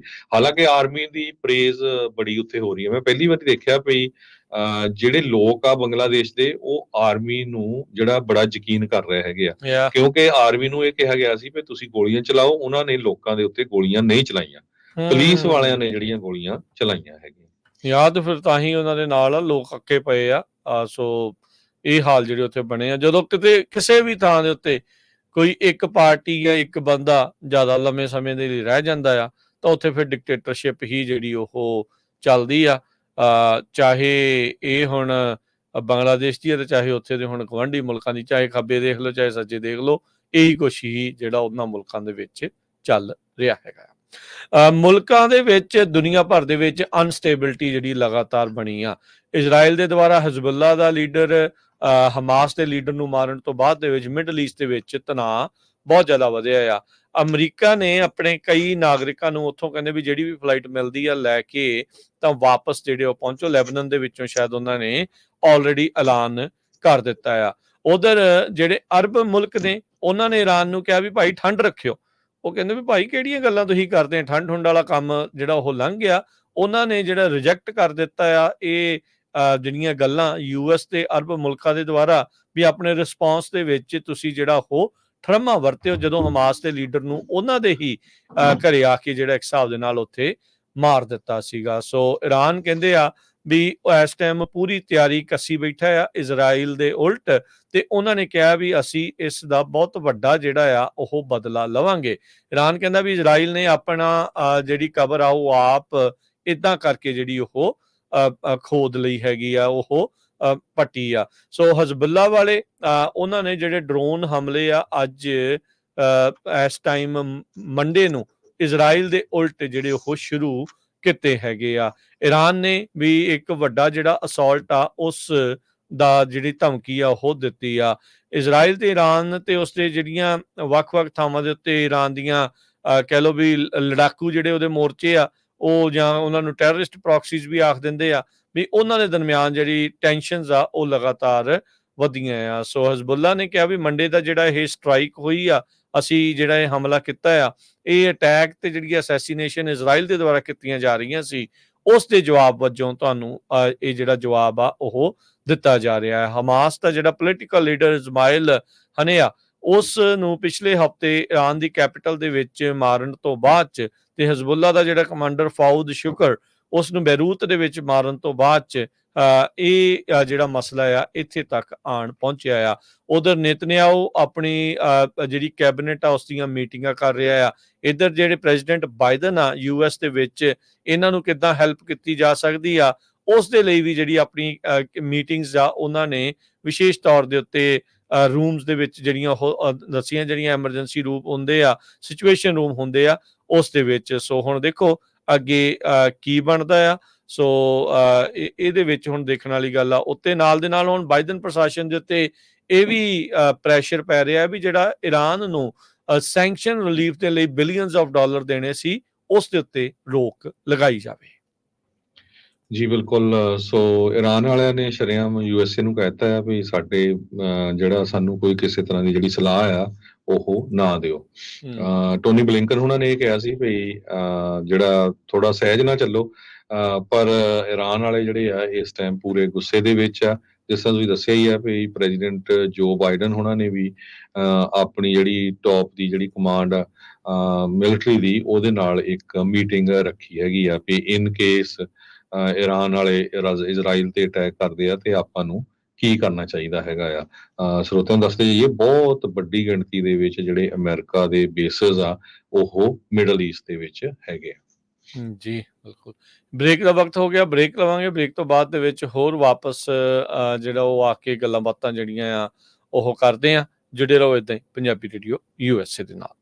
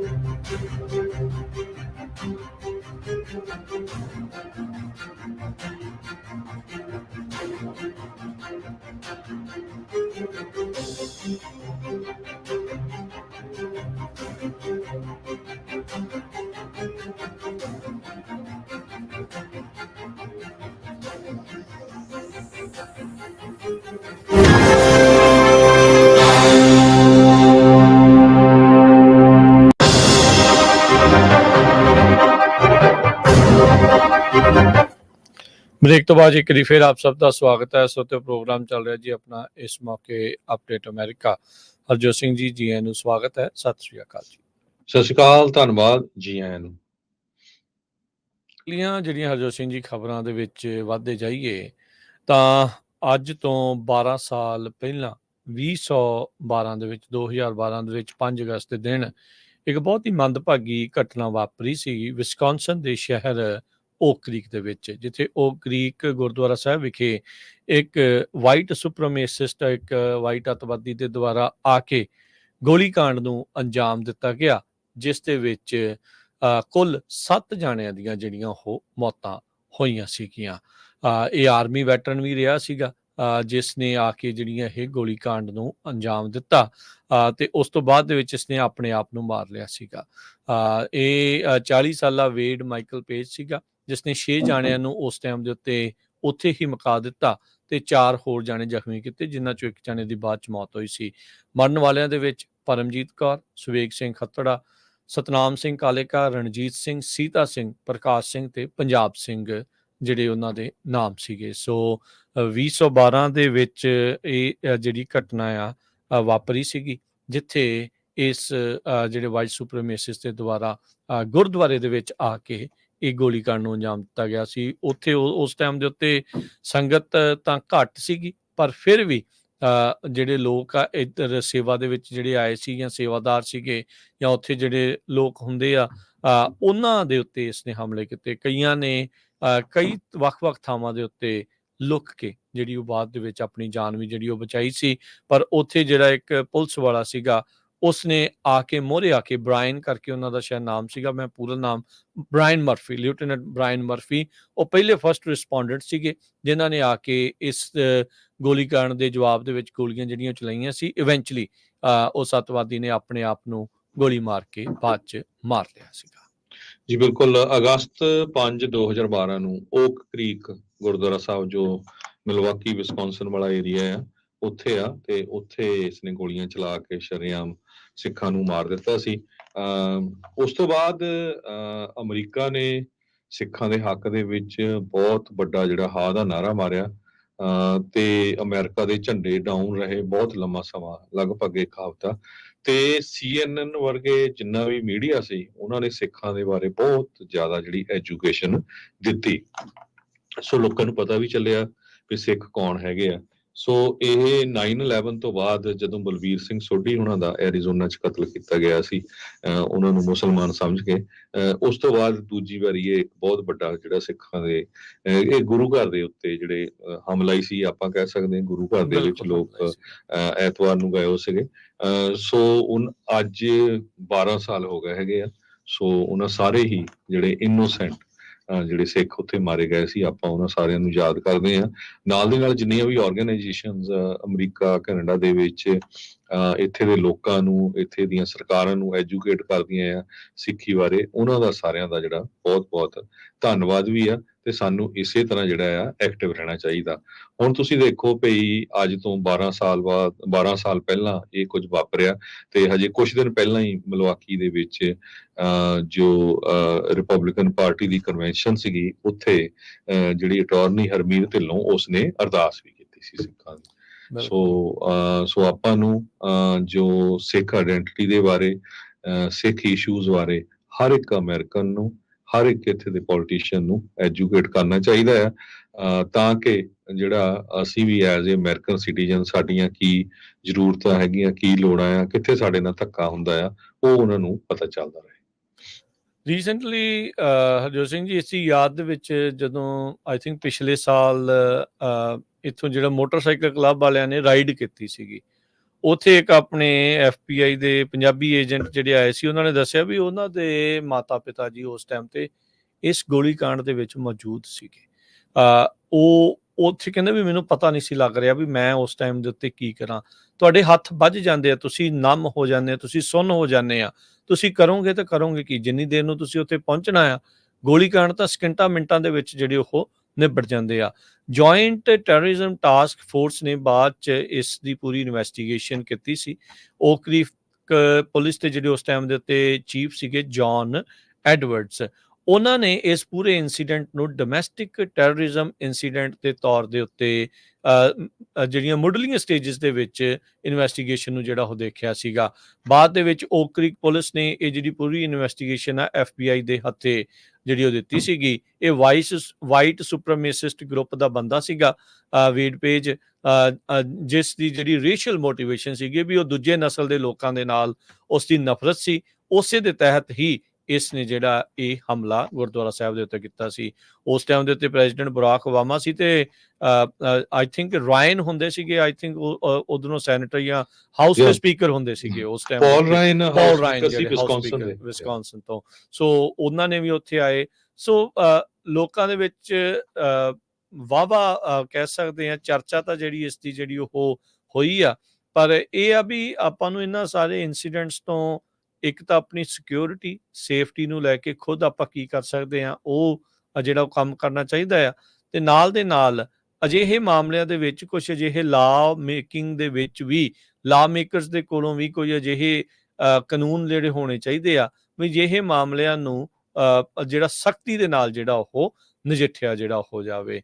ਸੋ ਚਾਹੇ ਉੱਥੇ ਉਦੋਂ ਗੁਰਦੁਆਰਾ ਸਾਹਿਬ ਦੇ ਗ੍ਰੰਥੀ ਸਿੰਘ ਸੀਗੇ, ਲੰਗਰ ਦੀ ਸੇਵਾ ਦੇ ਵਿੱਚ ਲੱਗੇ ਹੋਏ ਸੀਗੇ ਲੋਕ, ਤੇ ਜਾਂ ਫਿਰ ਉੱਥੋਂ ਦੇ ਜਿਹੜੇ ਉਹ ਪ੍ਰਧਾਨ ਸੀਗੇ ਜਾਂ ਮੁੱਖ ਸੇਵਾਦਾਰ ਸੀਗੇ, ਇੱਦਾਂ ਸੀਗੇ, ਉਹਨਾਂ ਜਿਹੜੇ ਵੀ ਉੱਥੇ ਮੌਜੂਦ ਸੀਗੇ ਉਹ ਇਸ ਦੀ ਗੋਲੀ ਦਾ ਕਈ ਜਣੇ ਉਹ ਸ਼ਿਕਾਰ ਹੋਏ ਸੀ। ਲੈਫਟੀਨੈਂਟ ਜਿਹੜੇ ਬ੍ਰਾਇਨ ਮਰਫੀ, ਉਹਨਾਂ ਨੇ ਗੋਲੀਆਂ ਜ਼ਰੂਰ ਚਲਾਈਆਂ ਸੀਗੀਆਂ ਇਸ ਦੇ ਉੱਤੇ, ਆਪ ਵੀ ਉਹ ਬਹੁਤ ਬੁਰੀ ਤਰ੍ਹਾਂ ਇਸ ਦੇ ਵਿੱਚ ਉਹ ਫੱਟੜ ਹੋਏ ਸੀ। ਬਾਅਦ ਦੇ ਵਿੱਚ ਮਰਫੀ ਹੁਣਾਂ ਨੂੰ ਸਿੱਖ ਕਮਿਊਨਿਟੀ ਦੇ ਦੁਆਰਾ ਕਾਫੀ ਜ਼ਿਆਦਾ ਜਿਹੜਾ ਆ ਉਹ ਇਨਾਮ ਵੀ ਜਿਹੜਾ ਉਹ ਦਿੱਤਾ ਗਿਆ, ਫੰਡ ਰੇਜ਼ਿੰਗ ਵੀ ਕੀਤੀ ਗਈ। $1,00,000 ਜਿਹੜਾ ਉਹ ਫੰਡ ਰੇਜ਼ ਕਰਕੇ ਉਹਨਾਂ ਨੂੰ ਉਸ ਟਾਈਮ ਦੇ ਉੱਤੇ ਦਿੱਤਾ ਗਿਆ। ਸਿੱਖ ਫਾਰ ਜਸਟਿਸ ਵਾਲਿਆਂ ਨੇ, ਉਹਨਾਂ ਨੇ ਵੀ ਉਸ ਟਾਈਮ ਦੇ ਉੱਤੇ ਇਹਨਾਂ ਨੂੰ $10,000 ਜਿਹੜੇ ਆ ਉਹ ਦਿੱਤੇ ਸੀਗੇ। ਸੋ ਜਿਹੜੇ ਬਾਬਾ ਪੰਜਾਬ ਸਿੰਘ ਸੀਗੇ ਉਹ ਫੱਟੜ ਹੋਏ ਸੀਗੇ, ਉਹ ਤੋਂ ਬਾਅਦ ਦੇ ਵਿੱਚ ਉਹਨਾਂ ਦੀ ਜਿਹੜੀ ਉਹ ਮੌਤ, ਕਿਉਂਕਿ ਪੈਰਾਲਾਈਜ਼ ਹੋ ਗਏ ਸੀ ਉਸ ਗੋਲੀकांड ਤੋਂ ਬਾਅਦ ਚ, ਤੇ 2 ਮਾਰਚ 2020 ਨੂੰ ਬਾਅਦ ਚ ਉਹਨਾਂ ਦੀ ਉਸ ਸੱਟਾਂ ਦੀ ਤਾਬ ਹੀ ਆ ਉਸ ਦੇ ਕਰਕੇ ਮੌਤ ਹੋਈ ਸੀ। ਪਰ ਅਨਫੋਰਚੂਨੇਟ ਪਾਰਟ ਆ, ਬਹੁਤ ਸਾਰੇ ਜਿਹੜੇ ਆਪਣੇ ਭੈਣ ਭਰਾ ਆ ਭੁੱਲ ਜਾਂਦੇ ਆ। ਮੈਨੂੰ ਲੱਗਦਾ ਨਹੀਂ ਬਹੁਤ ਸਾਰੇ ਗੁਰੂ ਘਰਾਂ ਦੇ ਵਿੱਚ ਵੀ ਇਹਨਾਂ ਦੇ ਸੰਬੰਧ ਦੇ ਵਿੱਚ ਅਰਦਾਸ ਯਾਦ ਹੋਈ ਹੋਊਗੀ ਅੱਜ, ਜਾਂ ਕਰਨਗੇ, ਜਾਂ ਪਿਛਲੇ ਸੰਡੇ ਜਾਂ ਮੋਹਰ ਵਾਲੇ ਸੰਡੇ ਦੇ ਵਿੱਚ ਸਾਰੇ ਹੀ ਆਪਣੀ ਜਿਹੜੀ ਜਿੱਥੇ ਜਿੱਥੇ ਵੀ ਗੁਰੂ ਘਰ ਹੈਗੇ ਆ, ਆਪਣੀ ਸੰਗਤ ਨੂੰ ਉਹਨਾਂ ਦੀ ਯਾਦ ਦੇ ਵਿੱਚ ਅਰਦਾਸ ਜ਼ਰੂਰ ਕਰਨੀ ਚਾਹੀਦੀ ਆ, ਤੇ ਨਾਲ ਇਸ ਇੰਸੀਡੈਂਟ ਬਾਰੇ ਦੱਸਣਾ ਵੀ ਚਾਹੀਦਾ, ਤਾਂ ਕਿ ਬਿਲਕੁਲ ਫਿਊਚਰ ਦੇ ਬਾਰੇ ਸਾਰੇ ਜਣੇ ਅਲਰਟ ਹੋਣ। ਜੀ। ਅਗਲੀ ਖਬਰ ਵੱਲ ਚੱਲੀਏ। ਰਾਜਕਨਵੀਰ ਸਿੰਘ ਜੀ, ਇਹ ਬੜੀ ਖਤਰਨਾਕ ਖਬਰ ਆ। ਜਦੋਂ ਤੋਂ ਹੀ ਟਰਾਂਸਨੈਸ਼ਨਲ ਰਿਪਰੈਸ਼ਨ ਦੀ ਗੱਲਬਾਤ ਹੋ ਰਹੀ ਹੈਗੀ ਆ, USA ਤੇ ਕੈਨੇਡਾ ਦੇ ਵਿੱਚ ਭਾਈ ਹਰਦੀਪ ਸਿੰਘ ਨਿੱਜਰ ਹੁਣਾਂ ਦਾ ਕਤਲ, ਤੇ ਉਸ ਤੋਂ ਬਾਅਦ ਗੁਰਪਤਵੰਤ ਸਿੰਘ ਪੰਨੂ ਹੁਣਾਂ ਨੂੰ ਮਾਰਨ ਦੀ ਕੋਸ਼ਿਸ਼ ਜੋ ਨਿਕਲ ਗੁਪਤਾ ਵੱਲੋਂ ਕੀਤੀ ਗਈ ਆ, ਤੇ ਉਸ ਸਾਰੇ ਮਾਹੌਲ ਤੋਂ ਹੁਣ ਇੱਕ ਤਰ੍ਹਾਂ ਦੇ ਨਾਲ ਭਾਰਤੀ ਸਰਕਾਰ ਨੇ ਆਪਣੇ ਏਜੰਟ ਤਾਂ ਜਿਹੜੇ ਰਾਹ ਦੇ ਬਹੁਤ ਸਾਰੇ ਸੀ ਉਹ ਕੱਢ ਲਏ ਅਮਰੀਕਾ ਕੈਨੇਡਾ ਦੇ ਵਿੱਚੋਂ, ਪਰ ਉਹਨਾਂ ਨੇ ਹੁਣ ਇੱਕ ਹੋਰ ਫਰੰਟ ਦੇ ਉੱਤੇ ਜਿਹੜਾ ਕੰਮ ਸ਼ੁਰੂ ਕਰ ਦਿੱਤਾ ਆ, ਸਿੱਖਾਂ ਨੂੰ ਪੂਰੀ ਦੁਨੀਆ ਦੇ ਵਿੱਚ ਕਿਸ ਤਰ੍ਹਾਂ ਜਿਹੜਾ ਬਦਨਾਮ ਕਰਨਾ ਆ। ਟੋਟਲੀ ਜਿਹੜਾ ਇੰਡੀਆ ਦਾ ਜਿਹੜਾ ਮੀਡੀਆ ਆ ਇਸ ਟਾਈਮ ਸ਼ਰੇਆਮ ਲੱਗਾ ਹੋਇਆ ਆ। ਇੱਕ ਤੁਹਾਨੂੰ ਛੋਟੀ ਜਿਹੀ ਉਦਾਹਰਨ ਦੱਸਣ ਲੱਗਾ, ਇੱਥੋਂ ਤੁਸੀਂ ਅੰਦਾਜ਼ਾ ਲਾ ਲਿਓ। ਅੱਜ ਦੀ ਡੇਟ ਦੇ ਵਿੱਚ ਇੰਡੀਆ 'ਚ ਬਹੁਤ ਸਾਰੇ ਜਿਹੜੇ ਇੰਡੀਆ ਪੱਖੀ ਜਿਹੜੇ ਉੱਥੇ ਦੇ ਉਹਨਾਂ ਦੇ ਜੌਬ ਕਰਨ ਵਾਲੇ ਆ, ਜਾਂ ਕੋਈ ਮਿਲਟਰੀ 'ਚ ਆ, ਪੱਗਾਂ ਬੰਨ ਕੇ ਉਹ ਸਿੱਖਾਂ ਨੂੰ ਬਦਨਾਮ ਕਰ ਰਹੇ ਆ। ਕੱਲਾ ਸਿੱਖਾਂ ਨੂੰ ਨਹੀਂ, ਗੁਰੂ ਘਰਾਂ ਨੂੰ ਵੀ, ਵੀ ਜੀ ਅਮਰੀਕਾ ਕੈਨੇਡਾ ਦੇ ਜਿਹੜੇ ਗੁਰੂ ਘਰ ਆ ਉੱਥੇ ਡਰੱਗ ਦਾ ਪੈਸਾ ਆਉਂਦਾ, ਉਹ ਡਰੱਗ ਦਾ ਪੈਸਾ ਜਿਹੜੇ ਆ ਉਹ ਖਾਲਿਸਤਾਨੀਆਂ ਨੂੰ ਦਿੰਦੇ ਆ, ਉਹ ਉੱਥੇ ਜਿਹੜੇ ਰੌਲਾ ਪਾਉਂਦੇ ਹੈਗੇ ਆ। ਇਹ ਸ਼ਰੇਆਮ ਸਿੱਖਾਂ ਤੋਂ ਉਹ ਕੁਹਾ ਰਹੇ ਆ, ਤੇ ਪੂਰੇ ਇੰਡੀਆ ਦੇ ਵਿੱਚ ਮੀਡੀਆ 'ਚ ਇਹ ਜ਼ਹਿਰ ਫੈਲਾਈ ਜਾ ਰਹੀ ਆ। ਪਿਛਲੇ ਦਿਨਾਂ ਦੇ ਵਿੱਚ ਸਰੀ ਬ੍ਰਿਟਿਸ਼ ਕੋਲੰਬੀਆ ਦੇ ਵਿੱਚ, ਇਹ ਮੈਂ ਕੈਨੇਡਾ ਦੀ ਕੈਨੇਡੀਅਨ ਬ੍ਰੌਡਕਾਸਟਿੰਗ ਕਾਰਪੋਰੇਸ਼ਨ ਜੋ ਉਹਨਾਂ ਦੀ ਨਿਊਜ਼ ਤੁਹਾਡੇ ਨਾਲ ਸ਼ੇਅਰ ਕਰ ਰਹੇ ਹਾਂ ਜੀ, ਅਗਸਤ 4 ਦੀ ਆ, ਕੱਲ ਦੀ ਆ। ਇੱਕ ਪਾਕਿਸਤਾਨੀ ਮੂਲ ਦਾ ਬੰਦਾ ਰਾਹਿਤ ਰਾਓ, ਜੋ ਲਗਭਗ 30 ਸਾਲਾਂ ਤੋਂ ਸਰੀ 'ਚ ਰਹਿੰਦਾ ਹੈ, ਉਹਦਾ ਆਪਣਾ ਉੱਥੇ ਬਿਜ਼ਨਸ ਆ ਮਨੀ ਐਕਸਚੇਂਜ ਦਾ, ਉਹਦਾ ਕਿਸੇ ਕਸਟਮਰ ਦੇ ਨਾਲ ਲੜਾਈ ਝਗੜਾ ਹੋ ਗਿਆ, ਉਹ ਬੰਦੇ ਨੇ ਉਹਦੇ ਤੇ ਅੱਗ ਸਿੱਟਤੀ, ਤੇ ਉਹਨੂੰ ਉਹ ਥੋੜੀ ਅੱਗ ਲੱਗ ਗਈ ਤੇ ਝੁਲਸ ਗਿਆ, ਤੇ ਉਹਨੂੰ ਹਸਪਤਾਲ ਪਹੁੰਚਾਇਆ ਗਿਆ। ਇਸ ਟਾਈਮ ਵੀ ਉਹ ਸਰੀ ਦੀ ਜਿਹੜੀ RCMP ਆ, ਉਹ ਇਹ ਕਹਿ ਰਹੀ ਆ ਵੀ ਉਹ ਜਿਹੜਾ ਹਸਪਤਾਲ ਦੇ ਵਿੱਚ ਜੇਰੇ ਇਲਾਜ ਦੇ ਵਿੱਚ ਹੈਗਾ ਆ, ਤੇ ਉਸ ਨੂੰ ਜਿਹੜਾ ਅੱਗ ਲਾਉਣ ਵਾਲਾ ਬੰਦਾ ਕੋਈ 25 ਤੋਂ 30 ਸਾਲ ਦਾ ਦੱਸਿਆ ਜਾ ਰਿਹਾ ਆ, ਤੇ ਮਿੰਨੀ ਕੂਪਰ ਦੇ ਵਿੱਚ ਉਹ ਭੱਜ ਗਿਆ, ਉਹਦੀ ਫੋਟੋ ਵੀ ਆਈ ਆ, ਤੇ ਪੁਲਿਸ ਵੀ ਉਹਨੂੰ ਜਿਹੜੀ ਲੱਭ ਲਈ ਹੈਗੀ ਆ।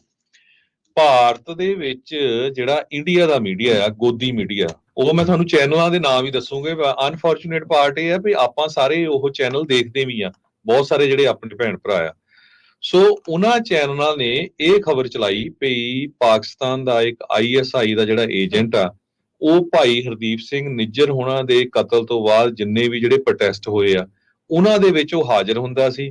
ISI ਉਹਨਾਂ ਨੂੰ ਪੈਸੇ ਦਿੰਦੀ ਸੀ ਬੰਦੇ ਇਕੱਠੇ ਕਰਨ ਦੇ ਲਈ, ਤੇ ਉਸ ਬੰਦੇ ਦੇ ਉੱਤੇ ਜਿਹੜੀ ਆ ਅੱਗ ਲਾਈ ਗਈ ਹੈਗੀ ਆ।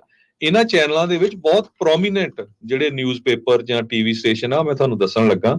ਇੰਡੀਆ ਦਾ Outlook, Mint, Free Press Journal, Business Trader, News 18 ਉੱਥੇ ਦਾ TV channel, India Today, ABP TV ਜਿਹੜਾ ਚੈਨਲ ਹੈਗਾ, ਹਿੰਦੁਸਤਾਨ ਟਾਈਮਸ, ਆਰਗੇਨਾਈਜ਼ਰ, ਇਹ ਸਾਰੀਆਂ ਅਖਬਾਰਾਂ ਨੇ ਫਰੰਟ ਦੇ ਉੱਤੇ ਇਹ ਸਟੋਰੀ ਲਾਈ ਵੀ ਭਾਈ ਨਿੱਜਰ ਹੋਣਾ ਦੇ ਕਤਲ ਤੋਂ ਬਾਅਦ ਜਿਹੜੇ ਖਾਲਿਸਤਾਨੀਆਂ ਦੇ ਪ੍ਰੋਟੈਸਟ ਹੁੰਦੇ ਆ, ਉਹਨਾਂ ਦਾ ਜਿਹੜਾ ਮੇਨ ਫਾਈਨੈਂਸਰ ਆ, ਮੇਨ ਪੈਸੇ ਦੇਣ ਵਾਲਾ, ਜਿਹਨੂੰ ISI ਪਾਕਿਸਤਾਨ ਦੀ ਦਿੰਦੀ ਆ, ਤੇ ਉਹ ਬੰਦੇ ਦੇ ਨੂੰ ਅੱਗ ਲਾਈ ਗਈ ਹੈਗੀ ਆ। ਦੇਖੋ ਕਿੱਦਾਂ ਬਦਨਾਮ ਕੀਤਾ ਜਾ ਰਿਹਾ। ਉਸ ਬੰਦੇ ਦਾ ਸਿੱਖਾਂ ਨਾਲ ਕੋਈ ਲੈਣਾ ਦੇਣਾ ਨਹੀਂ, ਨਾ ਕਦੇ ਉਹ ਸਿੱਖਾਂ ਦੇ ਪ੍ਰੋਟੈਸਟ ਦੇ ਵਿੱਚ ਗਿਆ।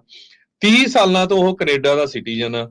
ਪਾਕਿਸਤਾਨ ਦੀ ਸਰਕਾਰ ਦੇ ਉਲਟ ਉਹਦੀਆਂ ਕਈ ਵੀਡੀਓਜ਼ ਆ ਮੈਂ ਦੇਖਦਾ, ਬੋਲਦਾ ਰਹਿੰਦਾ ਆ, ਉਹ ਸ਼ਾਇਦ ਇਮਰਾਨ ਖਾਨ ਦਾ ਉਹ ਸਪੋਰਟਰ ਸੀ।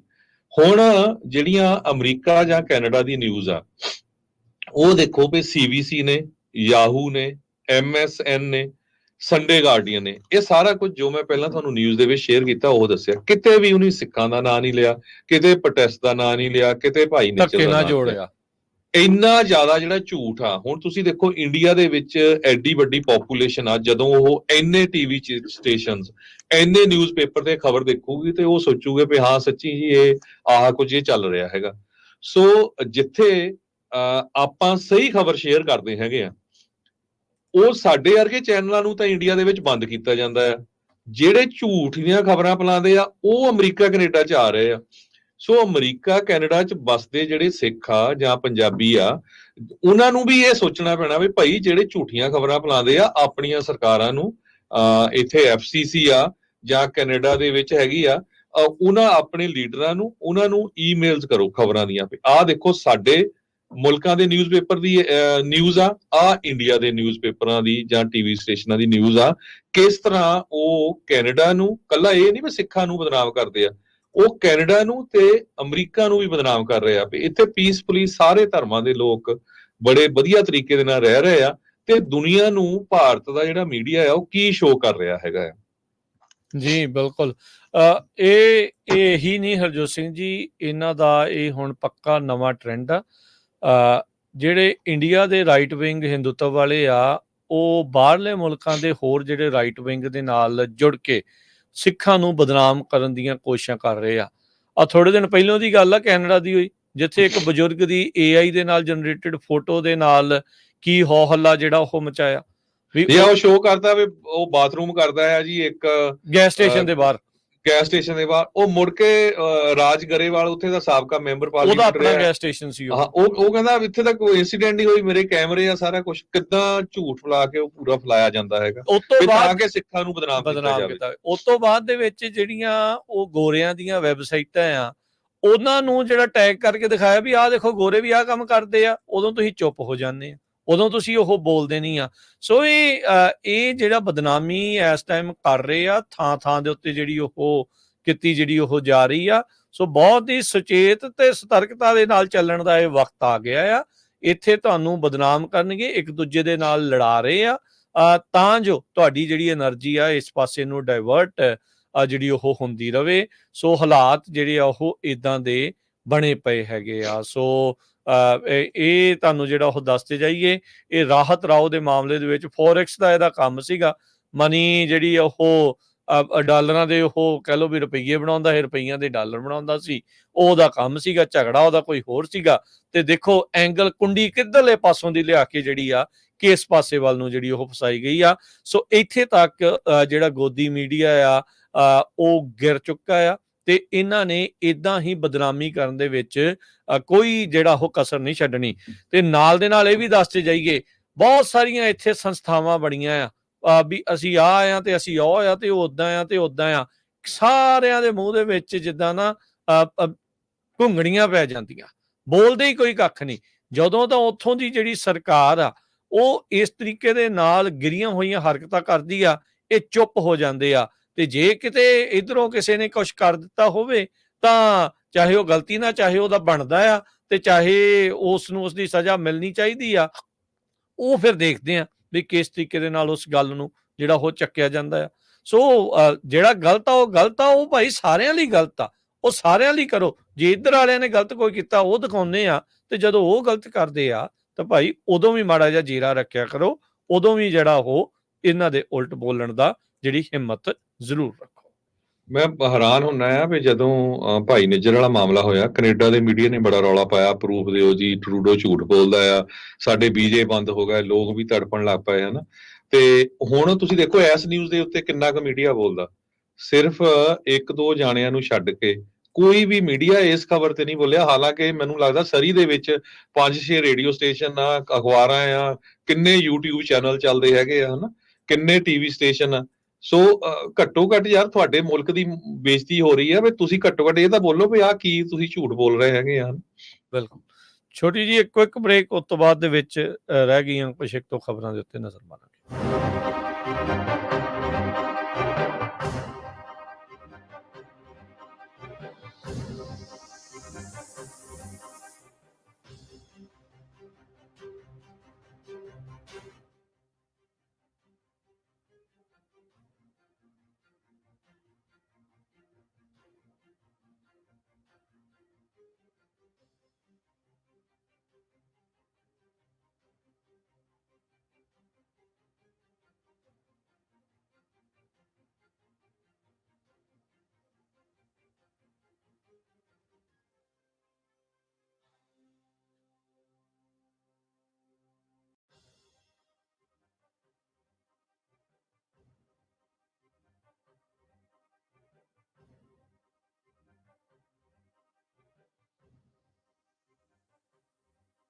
ਦੇਖੋ ਕਿੰਨੇ ਲੰਬੇ ਸਮੇਂ ਤੋਂ ਗੱਲ ਕਰਦੇ ਹਾਂ ਵੀ ਸਿੱਖਾਂ ਨਾਲ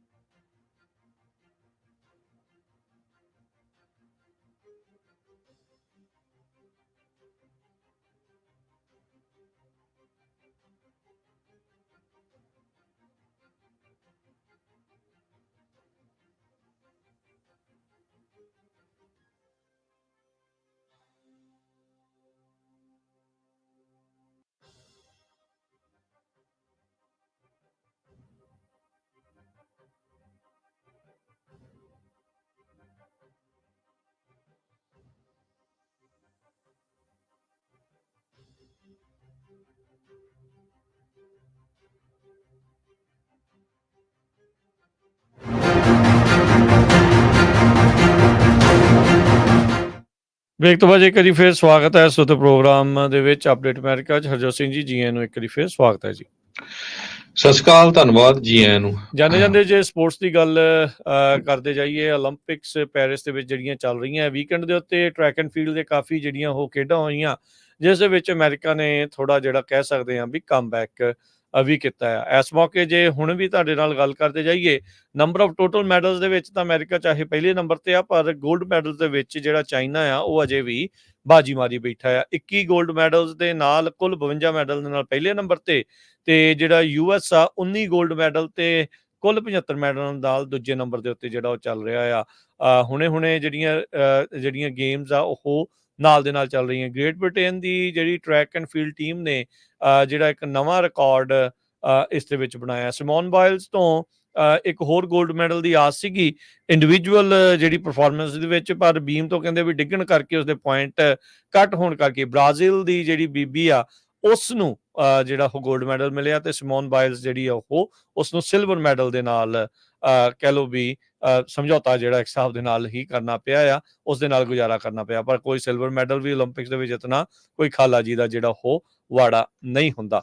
ਸੋ ਇਸ ਟਾਈਮ ਜਿਹੜੇ ਮੈਡਲਸ ਆ ਉਹ ਲਗਾਤਾਰ ਮਿਲ ਰਹੇ ਆ ਤੇ ਇਸ ਟਾਈਮ ਜਿਹੜਾ ਰੇਸ ਆ ਉਹ ਚੱਲ ਰਹੀਆਂ ਆ। 100 ਮੀਟਰ ਦੀ ਜਿਹੜੀ ਰੇਸ ਆ ਉਸ ਦੇ ਵਿੱਚ ਵੱਡੇ ਜਿਹੜੇ ਉਲਟ ਫੁੱਟ ਦੇਖੇ ਗਏ ਆ। ਕੁੜੀਆਂ ਦੀ ਜਿਹੜੀ 100 ਮੀਟਰ ਦੀ ਰੇਸ ਦੇ ਵਿੱਚ ਅਮਰੀਕਨ ਜਿਹੜੀ ਸ਼ੈਰੀ ਰਿਚਰਡਸਨ ਆ ਉਸ ਤੇ ਜਿੱਤਣ ਦੀ ਖਾਸੀ ਉਮੀਦ ਸੀਗੀ, ਪਰ ਉਹ ਜਿੱਤ ਨਾ ਸਕੀ। ਸੇਂਟ ਲੂਸੀਆ ਇੱਕ ਛੋਟਾ ਜਿਹਾ ਟਾਪੂ ਆ, ਉਸ ਦੀ ਜਿਹੜੀ ਖਿਡਾਰਨ ਆ ਉਸ ਨੇ ਗੋਲਡ ਮੈਡਲ ਜਿੱਤ ਕੇ ਆਪਣੇ ਮੁਲਕ ਨੂੰ ਓਲੰਪਿਕਸ ਦਾ ਪਹਿਲਾ ਕੋਈ ਮੈਡਲ ਜਿਹੜਾ ਉਹ ਦਵਾਇਆ ਤੇ ਉਹ ਵੀ 골ਡ ਮੈਡਲ। ਤੇ ਇਸ ਟਾਈਮ 100 ਮੀਟਰ ਦੀ ਜਿਹੜੀ ਫਾਸਟੈਸਟ ਰਨਰ ਆ ਉਹ ਬਣੀ ਹੈਗੀ ਆ। ਸੋ ਦੂਜੇ ਪਾਸੇ ਜਿਹੜਾ ਮੁੰਡਿਆਂ ਦਾ ਸੀਗਾ ਜੇ ਐਲਫਰਡ ਉਸ ਦਾ ਨਾਂ ਸੀ, ਸੇਂਟ ਲੂਸੀਆ ਦੀ ਸੀਗੀ। ਉਹ ਪਹਿਲੇ ਤੇ ਰਹੀ, ਦੂਜੇ ਤੇ ਜਿਹੜੀ ਰਿਚਰਡਸਨ ਆ US ਦੀ ਜਿਹੜੀ ਉਹ ਰਹੀ ਆ। ਜਿਹੜਾ ਮੁੰਡਿਆਂ ਦਾ ਸੀਗਾ ਉਹ ਕੱਲ ਜਿਹੜਾ ਫਾਈਨਲ ਹੋਇਆ, ਜਿਸ ਦੇ ਵਿੱਚ ਇੰਨਾ ਜ਼ਿਆਦਾ ਜਿਹੜਾ ਕੜਾ ਮੁਕਾਬਲਾ ਆ ਉਹ ਕਹਿੰਦੇ ਵੀ ਬਹੁਤ ਘੱਟ ਦੇਖਿਆ ਗਿਆ। ਪਹਿਲੇ 3 ਜਿਹੜੇ ਆ ਉਹ ਮੈਡਲਸ ਦੇ ਵਿੱਚ ਮਹਿਜ 0.02 ਸੈਕਿੰਡ ਦਾ ਜਿਹੜਾ ਉਹ ਫਰਕ ਸੀ, ਮਤਲਬ 2/100th ਆਫ ਅ ਸੈਕਿੰਡ ਦਾ ਫਰਕ ਸੀਗਾ, ਜਿਸ ਦੇ ਵਿੱਚ ਲਾਇਲਸ ਨੇ ਮੈਚ ਜਿਹੜਾ ਉਹ ਜਿੱਤਿਆ। ਫੋਟੋ ਫਿਨਿਸ਼ ਹੋਇਆ ਜਮੇਕਾ ਦਾ ਥੌਮਸਨ, ਇਹਨਾਂ ਦੋਨਾਂ ਦਾ ਜਿਹੜਾ ਟਾਈਮ ਆ 9.79 ਸੈਕਿੰਡ ਰਿਹਾ। ਤੇ ਤੀਜੇ ਨੰਬਰ ਦੇ ਉੱਤੇ US ਦਾ ਜਿਹੜਾ ਕਰਲੀ ਆ ਉਹ ਰਿਹਾ 9.81 ਸੈਕਿੰਡ ਦੇ ਉੱਤੇ। ਫੋਟੋ ਫਿਨਿਸ਼ ਦੇ ਵਿੱਚ ਕਹਿੰਦੇ ਆ ਵੀ ਉਸ ਦਾ ਪੈਰ ਜਾਂ ਮਾੜਾ ਜਿਹਾ ਜਿਹੜਾ ਸਿਰ ਆ ਉਹ ਪਹਿਲਾਂ ਲਾਈਨ ਨੂੰ ਕ੍ਰਾਸ ਕੀਤਾ। ਤੇ ਇੰਨਾ ਜ਼ਿਆਦਾ ਜਿਹੜਾ ਉਹ ਕਲੋਜ਼ ਗੇਮ ਜਿਹੜੀ ਉਹ ਫਾਈਨਲ ਆ ਉਹ ਦੇਖਣ ਨੂੰ ਜਿਹੜਾ ਉਹ ਮਿਲਿਆ ਸੀਗਾ। ਸੋ ਜਦ 100 ਮੀਟਰ ਦੀ ਦੌੜ ਹੋ ਚੁੱਕੀ ਸੀਗੀ ਤਾਂ ਉਸ ਤੋਂ ਬਾਅਦ ਦੇ ਵਿੱਚ ਕਈ ਮਿੰਟ ਜਿਹੜਾ ਇੰਤਜ਼ਾਰ ਕਰਨਾ ਪਿਆ। ਫੋਟੋ ਦਾ ਨਿਰੀਖਣ ਕਰਨ ਤੋਂ ਬਾਅਦ 'ਚ ਹੀ ਪਤਾ ਲੱਗਾ ਵੀ ਅਮਰੀਕਨ ਜਿਹੜਾ ਲਾਇਲਸ ਆ ਉਸ ਨੇ ਇਸ ਨੂੰ ਜਿਹੜਾ ਜਿੱਤ ਪ੍ਰਾਪਤ ਕੀਤੀ ਹੈਗੀ ਆ। ਕਿਉਂਕਿ ਆਪਾਂ ਇਮੀਗ੍ਰੈਂਟਾਂ ਜਾਂਦੇ 2 ਮਿੰਟ ਲਾਣੇ ਆ। ਇਹ 올림픽ਸ ਦੇ ਵਿੱਚ ਬਹੁਤ ਸਾਰੇ ਜਿਹੜੇ USA ਨੂੰ ਰਿਪਰੈਜ਼ੈਂਟ ਕਰਨ ਵਾਲੇ ਆ ਉਹ ਇਮੀਗ੍ਰੈਂਟਸ ਹੈਗੇ ਆ ਜੀ। ਟੋਟਲ ਜਿਹੜੇ 594 ਐਥਲੀਟ ਸੀਗੇ, ਇਹਦੇ ਵਿੱਚੋਂ George Mason university institute for immigration research ਨੇ ਇਹ ਕਿਹਾ ਵੀ 3.7% ਐਥਲੀਟ ਜੋ ਆ 올림픽 ਟੀਮਸ ਦੇ ਵਿੱਚ ਉਹ ਫੋਰਨ ਬੋਰਨ ਆ, ਜਾਂ 7% ਇਮੀਗ੍ਰੈਂਟਸ ਦੇ ਜਿਹੜੇ ਬੱਚੇ ਹੈਗੇ ਆ। ਸੋ ਇਮੀਗ੍ਰੈਂਟਸ ਬਹੁਤ ਵੱਡਾ ਜਿਹੜਾ ਹਿੱਸਾ ਪਾ ਰਹੇ ਹੈਗੇ ਆ। ਅਬਦੀ ਹਮੀਦ ਨੂਰ ਇਹ ਇੱਕ ਜੋ ਟਰੈਕ ਐਂਡ ਫੀਲਡ 'ਚ ਆ, ਸਮਾਲੀਆ 'ਚ ਬੋਰਨ ਸੀ, ਹੁਣ ਅਮਰੀਕਾ ਨੂੰ ਰਿਪਰੈਜ਼ੈਂਟ ਕਰ ਰਿਹਾ, ਅਮਰੀਕਾ 'ਚ ਰਹਿੰਦਾ। ਮਾਰੀਆ ਲਵੋਰਡੇ ਜੂਡੋ ਦੇ ਵਿੱਚ ਆ, ਇਹ ਕਿਊਬਾ ਤੋਂ ਇਹਨ ਆ ਕੇ ਇੱਥੇ ਪੋਲੀਟੀਕਲ ਅਸਾਈਲਮ ਲਿਆ ਸੀ। ਵਿਨੀ ਕਲਾਟੀ ਇਹ ਅਰੀਟਰੀਆ 'ਚ ਬੋਰਨ ਸੀ, ਇਹਨੇ ਇੱਥੇ ਪੋਲੀਟੀਕਲ ਅਸਾਈਲਮ ਲਿਆ ਸੀ। ਸਟੀਫਨ ਪੀਟਰਸ ਇਹ 59 ਸਾਲਾਂ ਦਾ ਹੋ ਕੇ ਇਹਨੂੰ ਰਿਪਰੈਜ਼ੈਂਟ ਕੀਤਾ, ਇਹਨੂੰ ਹਜੇ ਸਿਟੀਜ਼ਨਸ਼ਿਪ ਨਹੀਂ ਮਿਲ ਸਕੀ, ਇਹ ਵੀ ਬਾਹਰੋਂ ਆਇਆ ਹੈਗਾ। ਤੇ ਵੀਵਨ ਜ਼ੈਂਗ ਇਹ ਚਾਈਨਾ 'ਚ ਬੋਰਨ ਆ, ਤੇ ਇਸਨੇ ਪਹਿਲਾਂ ਜਿਹੜਾ ਸਿੰਗਾਪੁਰ ਨੂੰ ਰਿਪਰੈਜ਼ੈਂਟ ਕੀਤਾ ਸੀ, ਹੁਣ ਅੱਜ ਕੱਲ੍ਹ ਅਮਰੀਕਾ ਦਾ ਸਿਟੀਜ਼ਨ ਅਮਰੀਕਾ ਨੂੰ ਰਿਪਰੈਜ਼ੈਂਟ ਕਰ ਰਿਹਾ ਹੈਗਾ। ਇਸ ਤੋਂ ਬਿਨਾਂ ਨਵਮੀ ਗਿਰਮਾ ਜੋ ਸੌਕਰ 'ਚ ਹੈਗੀ ਆ, ਇਥੋਪੀਆ ਤੋਂ ਉਹਦੇ ਪੇਰੈਂਟਸ ਹੈਗੇ ਆ, ਪਰ ਬੋਰਨ ਇੱਥੇ ਦੀ ਆ। ਜੈਰਡ ਨਗਿਊਸ ਟਰੈਕ ਫੀਲਡ 'ਚ ਇਹਦੇ ਪੇਰੈਂਟਸ ਵੀ ਇਥੋਪੀਆ ਤੋਂ ਆਏ ਆ। ਵਿਕਟਰ ਮੋਂਟਲਾਵੋ ਇਹਦੇ ਪੇਰੈਂਟਸ ਜਿਹੜੇ ਆ ਮੈਕਸੀਕੋ ਤੋਂ ਆਏ ਆ। ਲਿਲੀਆ ਵੂ ਇਹ ਗੋਲਫ ਦੇ ਵਿੱਚ ਹੈਗੀ ਆ, ਵੀਅਤਨਾਮ ਤੋਂ ਇਹਦੇ ਜਿਹੜੇ ਪੇਰੈਂਟਸ ਆ ਉਹ ਜਦੋਂ ਵੀਅਤਨਾਮ ਵਾਰ ਹੋਈ ਸੀ ਉਹ ਕਹਿੰਦੇ ਬੋਟ ਦੇ ਵਿੱਚ ਇੱਥੇ ਆਏ ਸੀ ਤੇ ਇੱਥੇ ਦੀ ਬੋਰਨ। ਸੋ ਬਹੁਤ ਸਾਰੇ ਜਿਹੜੇ ਇਮੀਗ੍ਰੈਂਟ, ਬਹੁਤ ਸਾਰੇ ਲੋਕਾਂ ਨੇ ਜਿਹੜਾ ਇੱਥੇ ਪੋਲੀਟੀਕਲ ਅਸਾਈਲਮ ਲਿਆ ਉਹ USA ਦੀਆਂ 올림픽ਸ ਦੇ ਵਿੱਚ ਹਿੱਸਾ ਪਾ ਰਹੇ ਹੈਗੇ। ਜੀ ਜੀ ਬਿਲਕੁਲ। ਸੋ ਇਹ ਜਿਹੜੀ ਸਥਿਤੀ ਜਿਹੜੀ ਚੱਲ ਰਹੀ ਆ, ਤੇ ਉਹਦੇ ਇੰਡੀਆ ਦੀ ਜਿਹੜੀ ਹਾਕੀ ਦੀ ਟੀਮ ਉਹਨੇ ਵੀ ਚੰਗਾ ਪ੍ਰਦਰਸ਼ਨ ਕਰਦੇ ਹੋਏ ਕੁਆਟਰ ਫਾਈਨਲ ਦੇ ਵਿੱਚ ਬ੍ਰਿਟੇਨ ਨੂੰ ਜਿਹੜਾ 4-2 ਦੇ ਨਾਲ ਇਵੈਂਚੁਅਲੀ ਜਿਹੜਾ ਉਹ ਹਰਾਇਆ। ਪੈਨਲਟੀ ਸ਼ੂਟ ਆਊਟ ਤੱਕ ਜਿਹੜਾ ਇਹ ਮੁਕਾਬਲਾ ਗਿਆ, ਤੇ ਹੁਣ ਸੈਮੀਫਾਈਨਲ ਮੈਚ ਕੱਲ ਨੂੰ ਜਰਮਨੀ ਦੇ ਨਾਲ ਇੱਥੋਂ ਦੇ ਲੋਕਲ ਟਾਈਮ 10 ਵਜੇ ਦੇ ਹਿਸਾਬ ਦੇ ਨਾਲ ਸੈਮੀਫਾਈਨਲ ਮੈਚ ਇੰਡੀਆ ਦਾ ਜਿਹੜਾ ਉੱਥੇ ਖੇਡਿਆ ਜਾਣਾ ਆ। ਸੋ ਹਾਕੀ ਪੰਜਾਬ ਦੇ ਨਾਲ ਵਾਹ ਵਾਸਤਾ ਜਿਹੜਾ ਜ਼ਿਆਦਾ ਰਹਿੰਦੀ ਆ, ਸੋ ਲੋਕਾਂ ਦਾ ਜਿਹੜਾ ਹਮੇਸ਼ਾ ਦਿਲਚਸਪੀ ਰਹਿੰਦੀ ਆ ਵੀ ਉਸ ਵਿੱਚ ਕੀ ਬਣਿਆ ਹੈਗਾ। ਹੁਣ ਲਵਾਂਗੇ ਇਜਾਜ਼ਤ, ਸਭ ਨੂੰ ਪਿਆਰ ਭਰੀ ਸਤਿ ਸ੍ਰੀ ਅਕਾਲ।